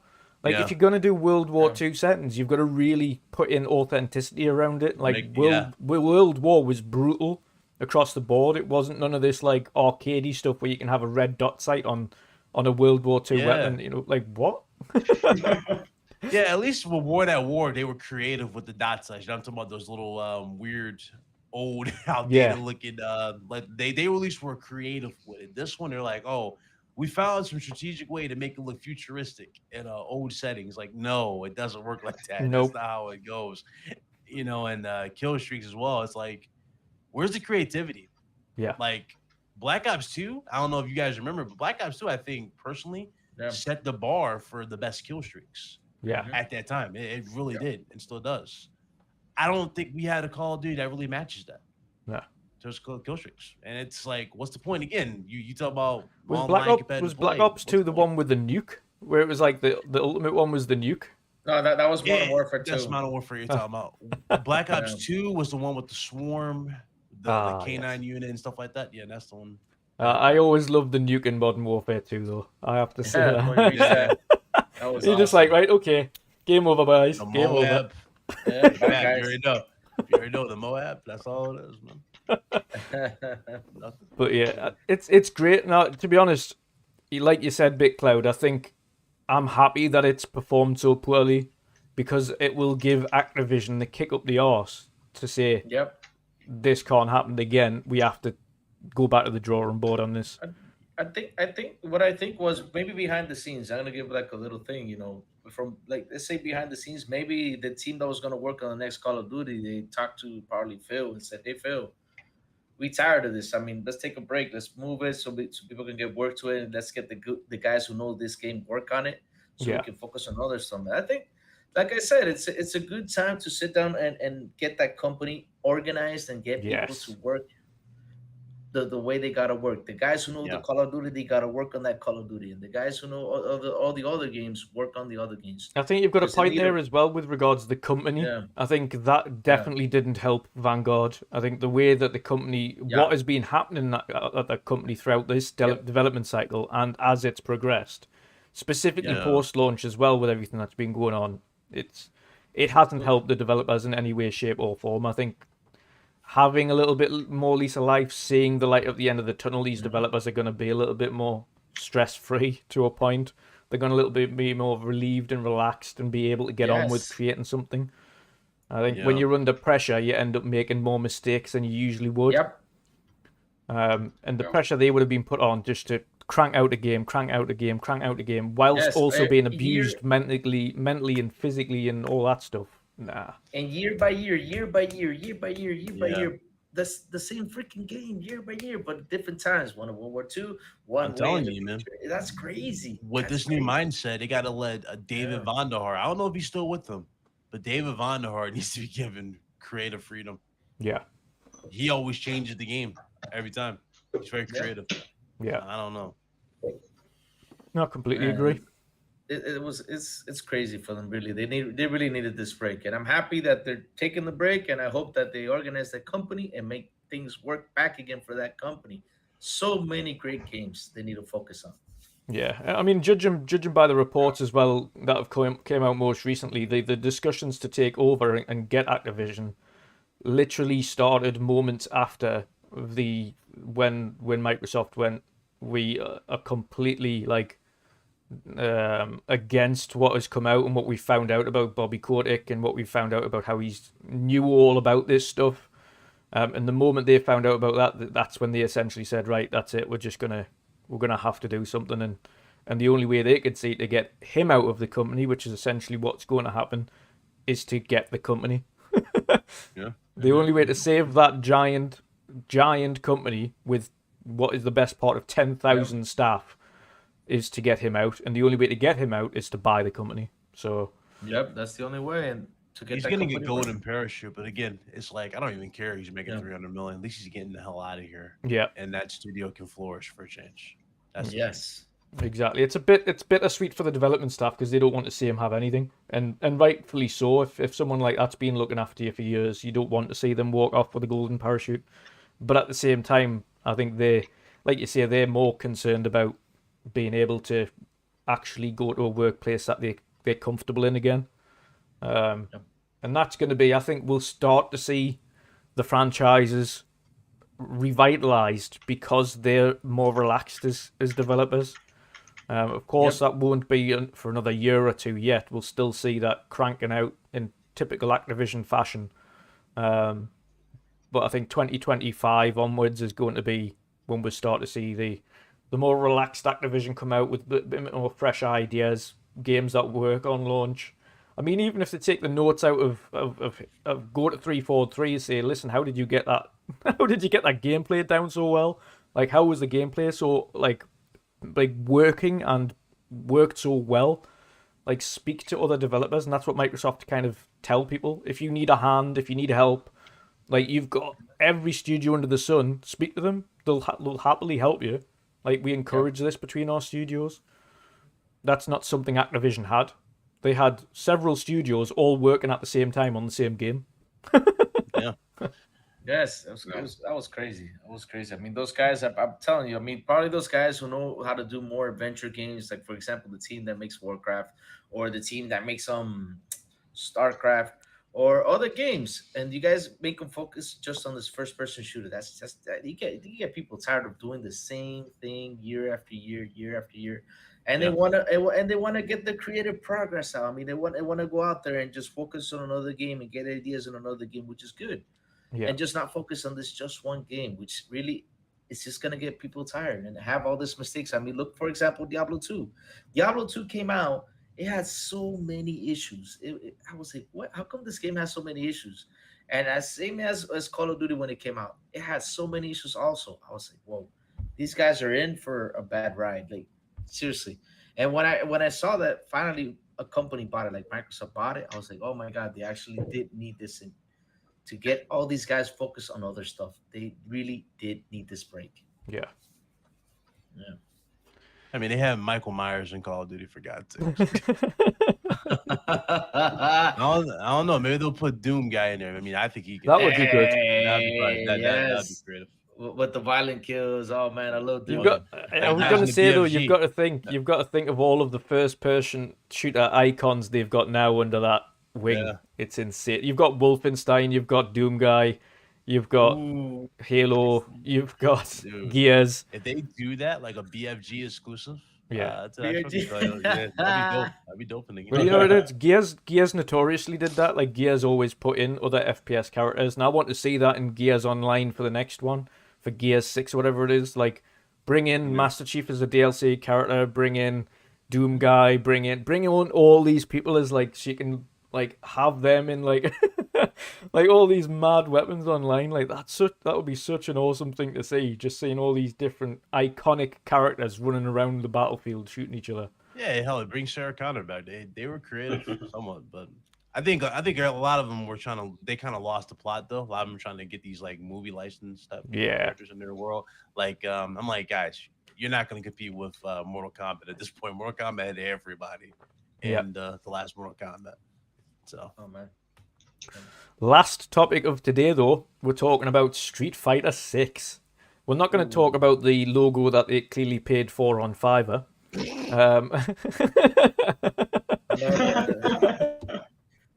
Oh, he went there. Oh Lord. Can I start this off? Yes. Let me start this. Go for it. So good Lord, we all, I think you were with me on Boom Show. We went through possibilities of what it could be. The announcement, they had the countdown, everything. I'm sitting going, okay, for a countdown, it's gotta be something substantial. Yeah. Maybe a showcase, maybe a reveal of some sort where you see some gameplay. I was not expecting dudes to be up at midnight. And I'm actually watching. Shout out to Mav. Mav had like 1,000 people. We was watching. Yes. It was hilarious. I was going, okay, it's going to be fun. I'm just going to chill with Mav. I'm going to sit in the chat, watch to see what it is. It's a damn logo and a CGI trailer and it's Street Fighter 6 with the lamest logo I've ever seen. And it's like, hey, it didn't say coming soon. It didn't say coming this year. It didn't even give you a release date. Yeah. Nor did it give you gameplay. Yep. That was the big reveal / announcement. I'm like, in what realm did anybody I would love to be a fly on the wall in that office, like just to hear whose bright idea was to have this cryptic, Chris Jericho-esque type of promotion for this, just for that. That could have just been a tweet. Yeah. That was the first thing that came to my mind. That could have been a tweet. What was the point? And then on top of that, they botched it. They did it wrong because it was during the Cup. It was a Capcom final or something like that they were doing. That was supposed to be like right at the end of that, and it happened later. It's like, oh God, that was a PR nightmare. Yep. Yeah, it's terrible. Like, again, a lot of people were excited for it. A lot of people were not. A lot of people were like, where's Resident Evil? I'm sitting on, I'm with you. You were better off showing Resident Evil 4. Yeah. You know what's happening this year. Everybody's excited for Resident Evil 4. Why are you even doing this? Like, I don't get it. I just don't. No. Like you said, there was no release date, no platforms. It literally didn't say anything. It was just a CGI trailer. I can't believe they spent all that time doing the countdown. They didn't even say an engine. They didn't even say an engine. There was nothing. Didn't see anything. There was nothing. Nothing? I mean, I saw the trailer and I was like, what? So, I fell asleep because I was on Mav's channel. Watch it. Let's be watching a Mav. But then I was like, man, I'm going to bed. I feel like this is not going to be like a big thing. I was like, I'm going to bed. And, and the next day I wake up and I was like, let me look for this. And I was like, that was it. So just what you saw was like, when it was revealed, Lou, you should have seen everybody's reaction. You could hear a pin drop in that chat. It was that bad. It was that bad. When they saw the logo and it just ended, everybody was like, what? That's it? That's literally everybody's reaction. And then it just cuts to the show. I'm sitting going, wow. Whoa, really? Like the goal, not even about the goal. That's it? That was your big reveal? That's what this moment was for? I can imagine like everybody was like, there was more anger than anything in that chat, bro. Of Everybody was course, like, because "Why am I waiting up for this?" You know, everybody was yes, like planning for something big. yeah, you were It's, waiting for something big. You were waiting, for example, like for Dino Crisis. You were waiting, like everybody was just going dude, crazy. Lost Planet, all this stuff. Like, yeah, we want like one of these games to come back, since they're bringing their old games back. We want one of those games to come back, and all of a sudden you see SF6, and what you see is Ryu showing his sexy body and something that's got bigger on Ryu. I won't say what it is though. And then and then like and then like pause. and then like in front of him, you see this dude. It's like, who the hell is this guy? Where did he come from? Who's this dude? And like punches Yeah, him. they Like, showed a that's it. discount kid. And everybody's like, "Oh, that might be his son." I'm like, I don't give a shit. Yeah, exactly. Like, yeah, and that's it. No gameplay, no nothing. Like, hey, this Street Fighter is gonna come out. Nothing. I mean, we don't know if it's gonna be PlayStation exclusive. We don't know if it's gonna come out for Xbox too. We don't know nothing yet. Nothing. So just show that, and that's it. Like you said, it should have just been a tweet. Just post a tweet. It would have been more fun. It would have been actually got better reactions than you putting people to wait to what time was it? 2 a.m., 3 a.m. Yeah, they had like a I mean, it's several crazy. day Even countdown though. Bandai It wasn't like it was Namco. just a normal countdown. It was like days long Yes. countdown. Yeah, Days long countdown. It was crazy. Like people were expecting like, this is A gonna be like days long countdown. Yeah. yes. Yeah. I mean, it started. What? I think it started from Monday or Tuesday. I think they made an announcement. We're gonna announce something this Sunday. Yeah, or like Monday or 6 something. days, and it's like 3 6 hours, days. 20 minutes, or something like that. And everybody was waiting for that. It was crazy. Everybody was waiting for that. Like I said, I went about. I was like, I got a feeling, man, they're gonna do something bad. I went to bed, and yes, the next day I woke up. I look at this like, so seriously, I was gonna wait up for that? I'm like, nah, hell no. That's crazy. That is- Bandai that's Namco crazy. handled damn Tekken 7 better than this. Like Yep. just Wow. the Akuma reveal. You remember that Akuma reveal? That Akuma reveal had more mystique than this. Yeah. That's crazy.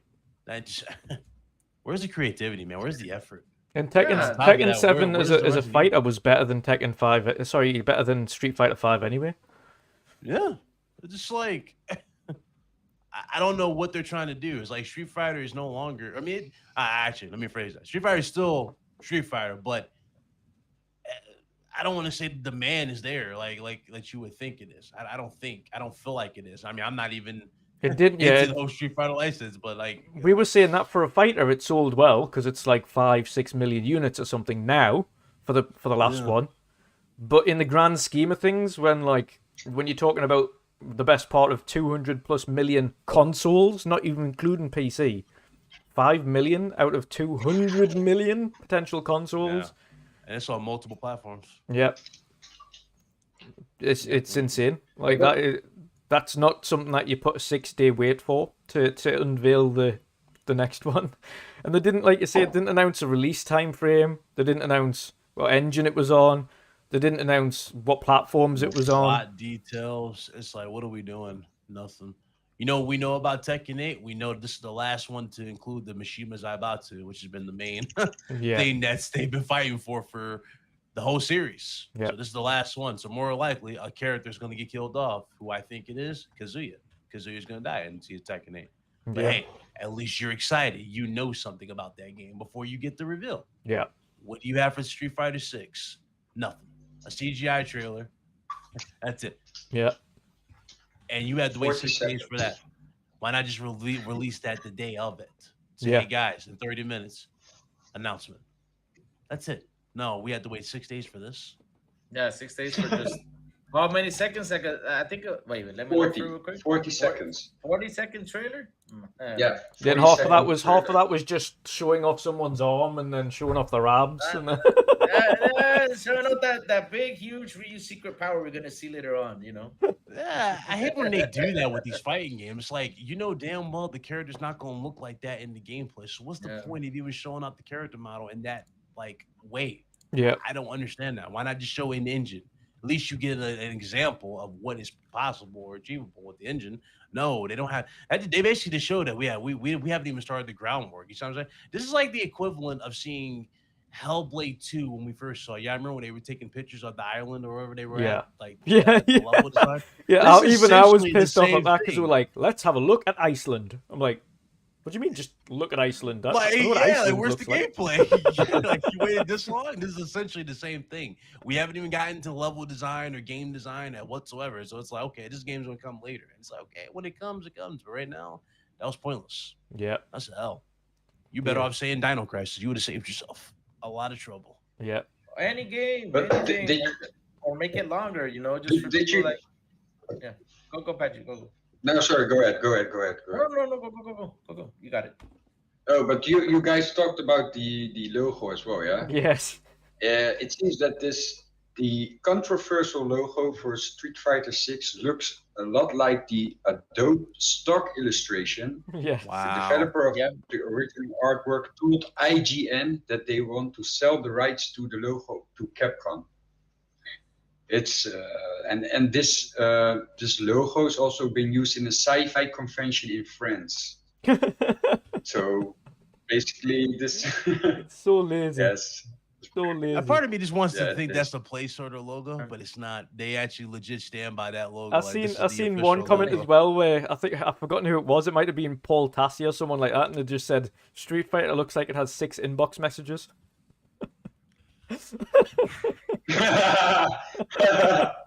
Yes, it does. Title number 6 on the bottom. bad. Like really. That's bad. Oh god. Yeah, it's please Oh, man. shout out to any developer anyway. If you're gonna do a reveal, don't do that. That was Yes, such a waste of time. Don't do that. Never. That was a waste of time. Yeah. I mean, look what Tony Grasso says. No, I know that Mav held it together. Just saying it's crazy that he got that kind of traction for that. And I was telling him, Yeah. because He was keeping hope alive. I'll tell you because- that. He was because- reaching. because we are fans of Capcom. I mean, anything, right now Capcom announces something, and that's what look how people went crazy in the last 6 days. They wanted a Dino Crisis, they wanted a Lost Planet, they wanted all these games that Capcom has. Like, oh my God, it's a huge announcement, something big is gonna come, and all of a sudden you go this Sunday, and that's what happens because Capcom is big. We all But love Capcom. like you say, like BitCloud just saying, yeah, Resi 4 remake. We know that's in development. yes, Yeah. Show that. yes. It's coming Show out this that, year. Exactly. Show Yeah. that would have 'Cause been better. It's gonna be pointless to go, hey, we got another event coming up, Resident Evil 4. Why not just show that with the 6 days? You could have tagged that all together and had like a moment. Yeah. Exactly. Not like That's a it. 40 exactly. Not like a 40-second moment. Just put more stuff in there for Yeah. us to enjoy. Not 40 Yeah. seconds. Pull a Harada, like from Tekken Yeah. 7, where he likes to troll his fan base. He goes, okay, that's it. And he walks away and he comes back. What? You want something else? Okay, here's the secret character. And he like Yeah. shows something. Why not do something like that? Like you Yep. show the trailer, okay, have people go, that's it. Or even And you at the Resident end, Evil like 4 starts. I was gonna say, even at the end of that 40-second trailer, if they introduced a new character in it or something, like at the end of it, Yeah. like they have the two main ones, and then they introduce like somebody else appears in the background, like mysteriously. That would have been like, oh, who's this guy? Like, who's this new guy that we've brought into the series, or Yeah. what's that about? That would have at least added an intrigue to it. But it wasn't that. It was just the two main characters. Yeah, it's the new guy and Ryu looking at you, and everybody's like, "Oh, Ryu's got a beard." I'm like, "Who cares?" Yeah, It's exactly. Ryu. It's Yeah. Ryu. He's Same gonna guy. shoot fireballs. You're gonna shoot fireballs. You're gonna do your Shoryukens. Who cares? Yep. I don't care Yep. about his beard. I care about quality here, and I have not seen the quality in this game. Mhm. We don't even know what the art style is gonna be. Are they gonna? So I Yeah. don't know, man. Yeah. It is what it is. We can only hope for better going forward. Speaking of which, though, in terms of actual events coming up, and obviously this will be interesting next month if it does come to fruition. But we're starting to see a lot of people saying the same thing now, including Shepsel Nick, which is notoriously an Xbox guy, but also the likes of Paul Tassi, etc., saying that all signs are pointing to PlayStation having an actual event next month.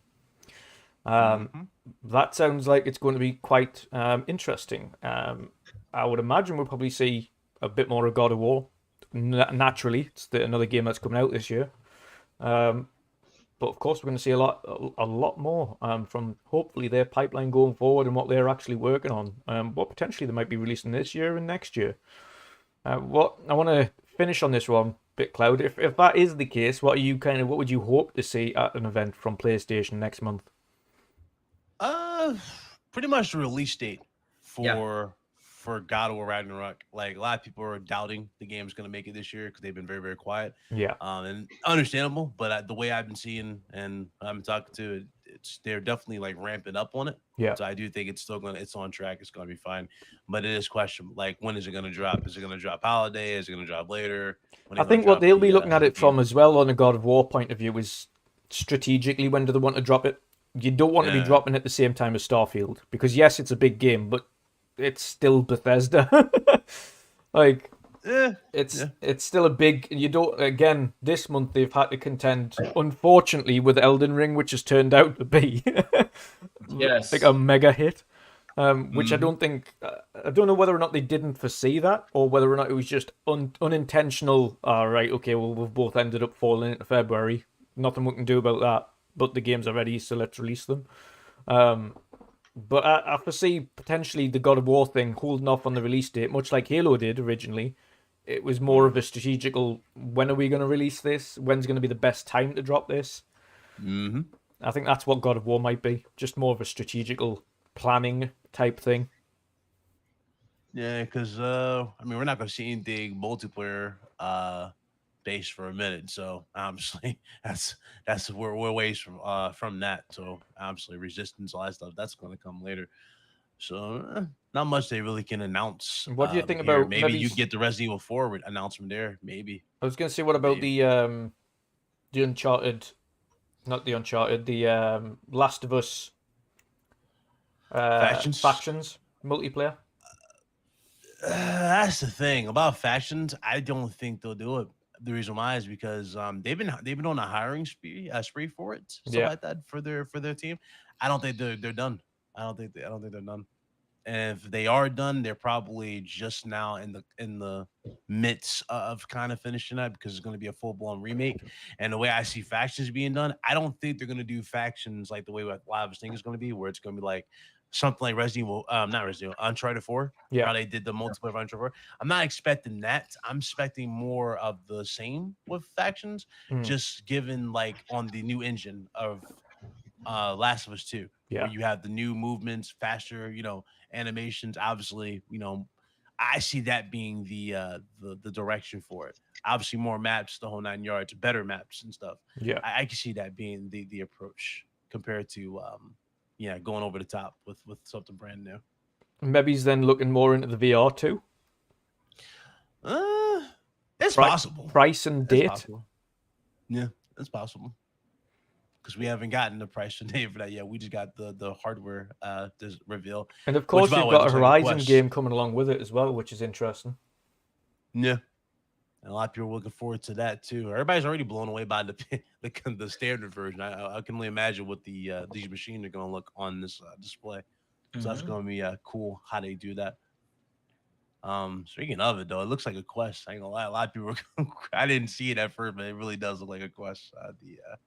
It's not such a bad thing. As long as it, as long as it actually it does what it needs to do, and it does it at a high quality. Because right now you need high frame rates and really good resolutions.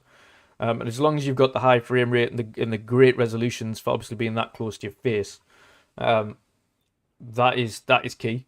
Everything else comes along with it. Those are the key things. Right now it's number 2 in terms of specifications of headsets out there. So they already solidified themselves as a force. The question is pricing. What's it going to be? Is it going to be 500 or 400? I think it's probably going to be. That is 4. Yeah, I think it's going to be 5. But who knows? Them specifications. It could be in the middle. Could be 450. Yeah. Exactly. But we'll see. They'll obviously do a bundle with it though, so it's not going to be 450 because you're going to have to buy a game. So let's it's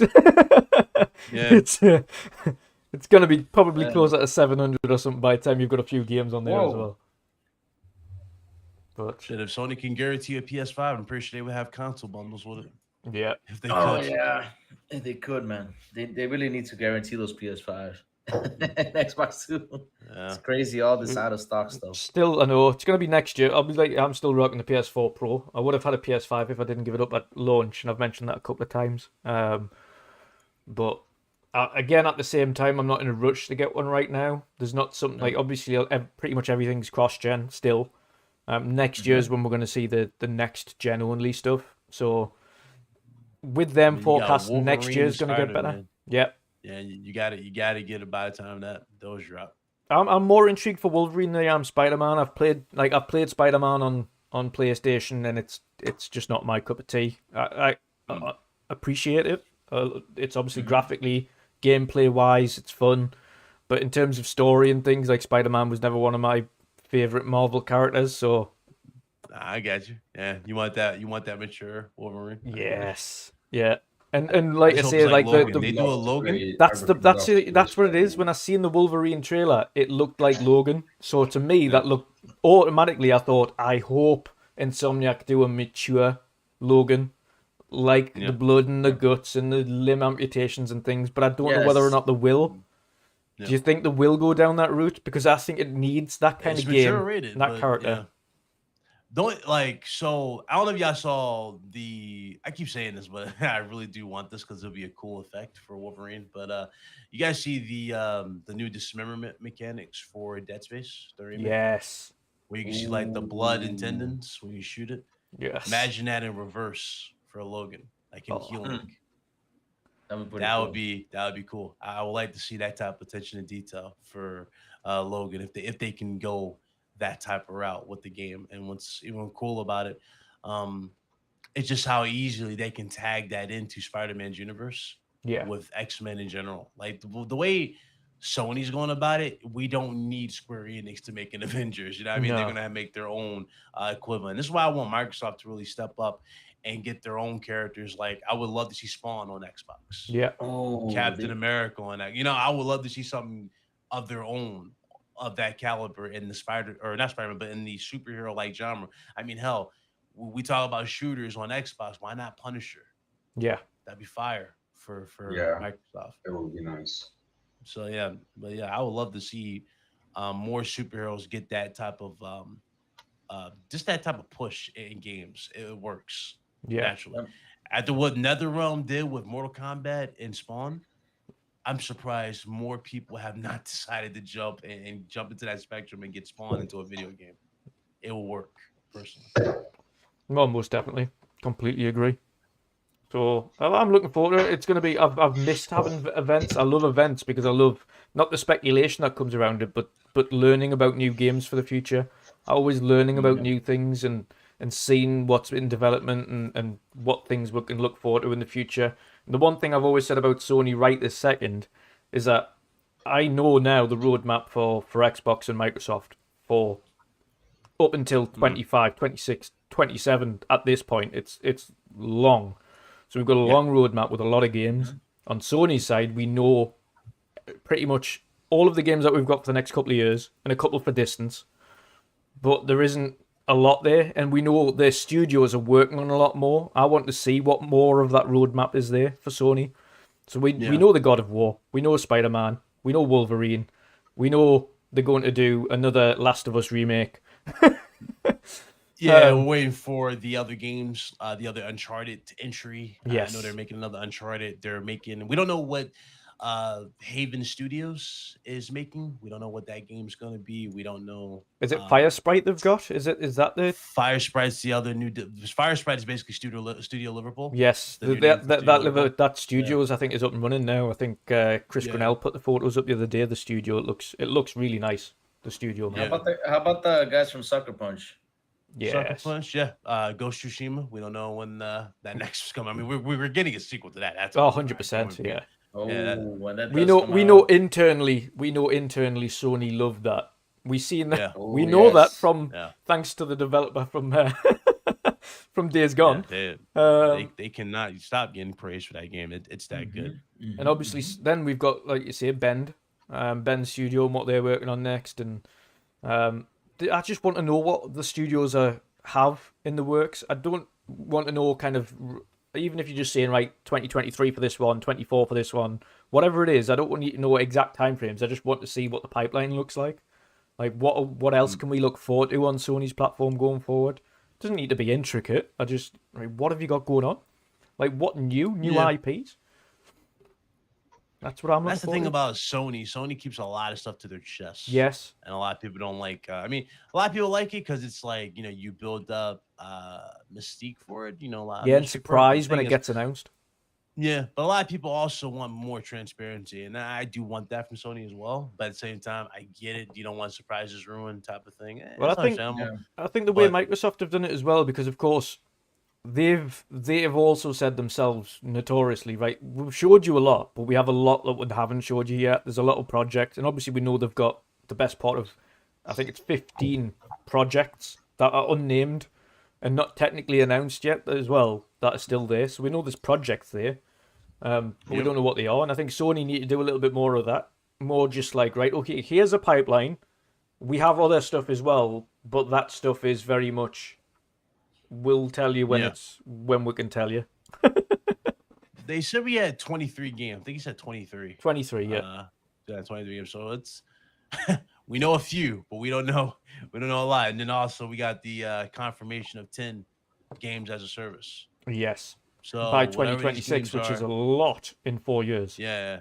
So we got 10 games of service, and you got to look at possibilities right out the gate. And just going off of a track record of what we saw on Twitter, I do see Resistance making its return.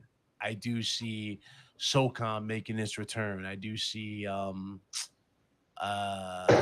probably Siphon Filter making its return as well, and a few others.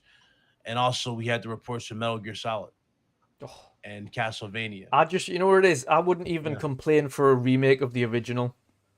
Yeah. Like, a remake of Metal Gear 1 would just be... Like... I don't think they showed it. Did you see that Unreal Engine? They did an Unreal Engine. Like a tech demo for it. Yeah. And it looked ridiculous. Now imagine that on Decima. Yeah. Oh, dude. Well, I still remember originally... when they showed off, and this was years ago, well before Final Fantasy VII Remake came out, and they did the tech demo for Final Fantasy VII on an engine, and everyone was like, "Whoa, we need that game," and they just didn't say anything about it. And then, of course, years later, eventually they announced it. Yes, we're making Final Fantasy VII Remake, and this is what it looks like. And I was like, "Oh, thank God for that." So if it is. We've heard lots of rumors, including from the original actors and things like that Metal Gear is coming back. So I'm more fingers crossed that it's a remake than it is a new title. I want to, as with every franchise like this, you want to see the new engines and things tested on the originals first, just to see, right, okay, are they good? How well has it progressed? Like, make sure you make the original as good as it can be first. And if we trust you with this, then make a new title. Because a lot of games, when you've seen them make a new title straight away out the bat and try to revive a franchise or reboot it, it hasn't worked. And it's not done as well. You have to do it right. You know what I mean? It has to be like a love letter. Like Dead Space is doing. That too. But also, I mean, we don't even have to go that far back. Resident Evil 2 Remake. Yes. Resident Evil 2 Remake is like, people still look at that and go, damn, this is just perfect. You know, like it was shot for shot perfect the way they did it. And that's how a lot of us want Resident Evil 4 to be. Like that, the way the camera was, the way the movements were, the way, you know, that needs to be Resident Evil 4. That was essentially Resident Evil 4 in Resident Evil 2, but in the way it should have been, you know, nothing over the top with no action buttons, nothing like that. No, just good old survival horror. And that's what Metal Gear Solid needs to be. Just like, you know, I would love to see that. It sucks that we don't have Metal Gear Solid 4 on PS5 or PS4. You know what I mean? Like it's so good. That game is stuck on PlayStation 3. In terms of just the way it is. It's one of the best looking games I've ever seen still to this day. It still looks good.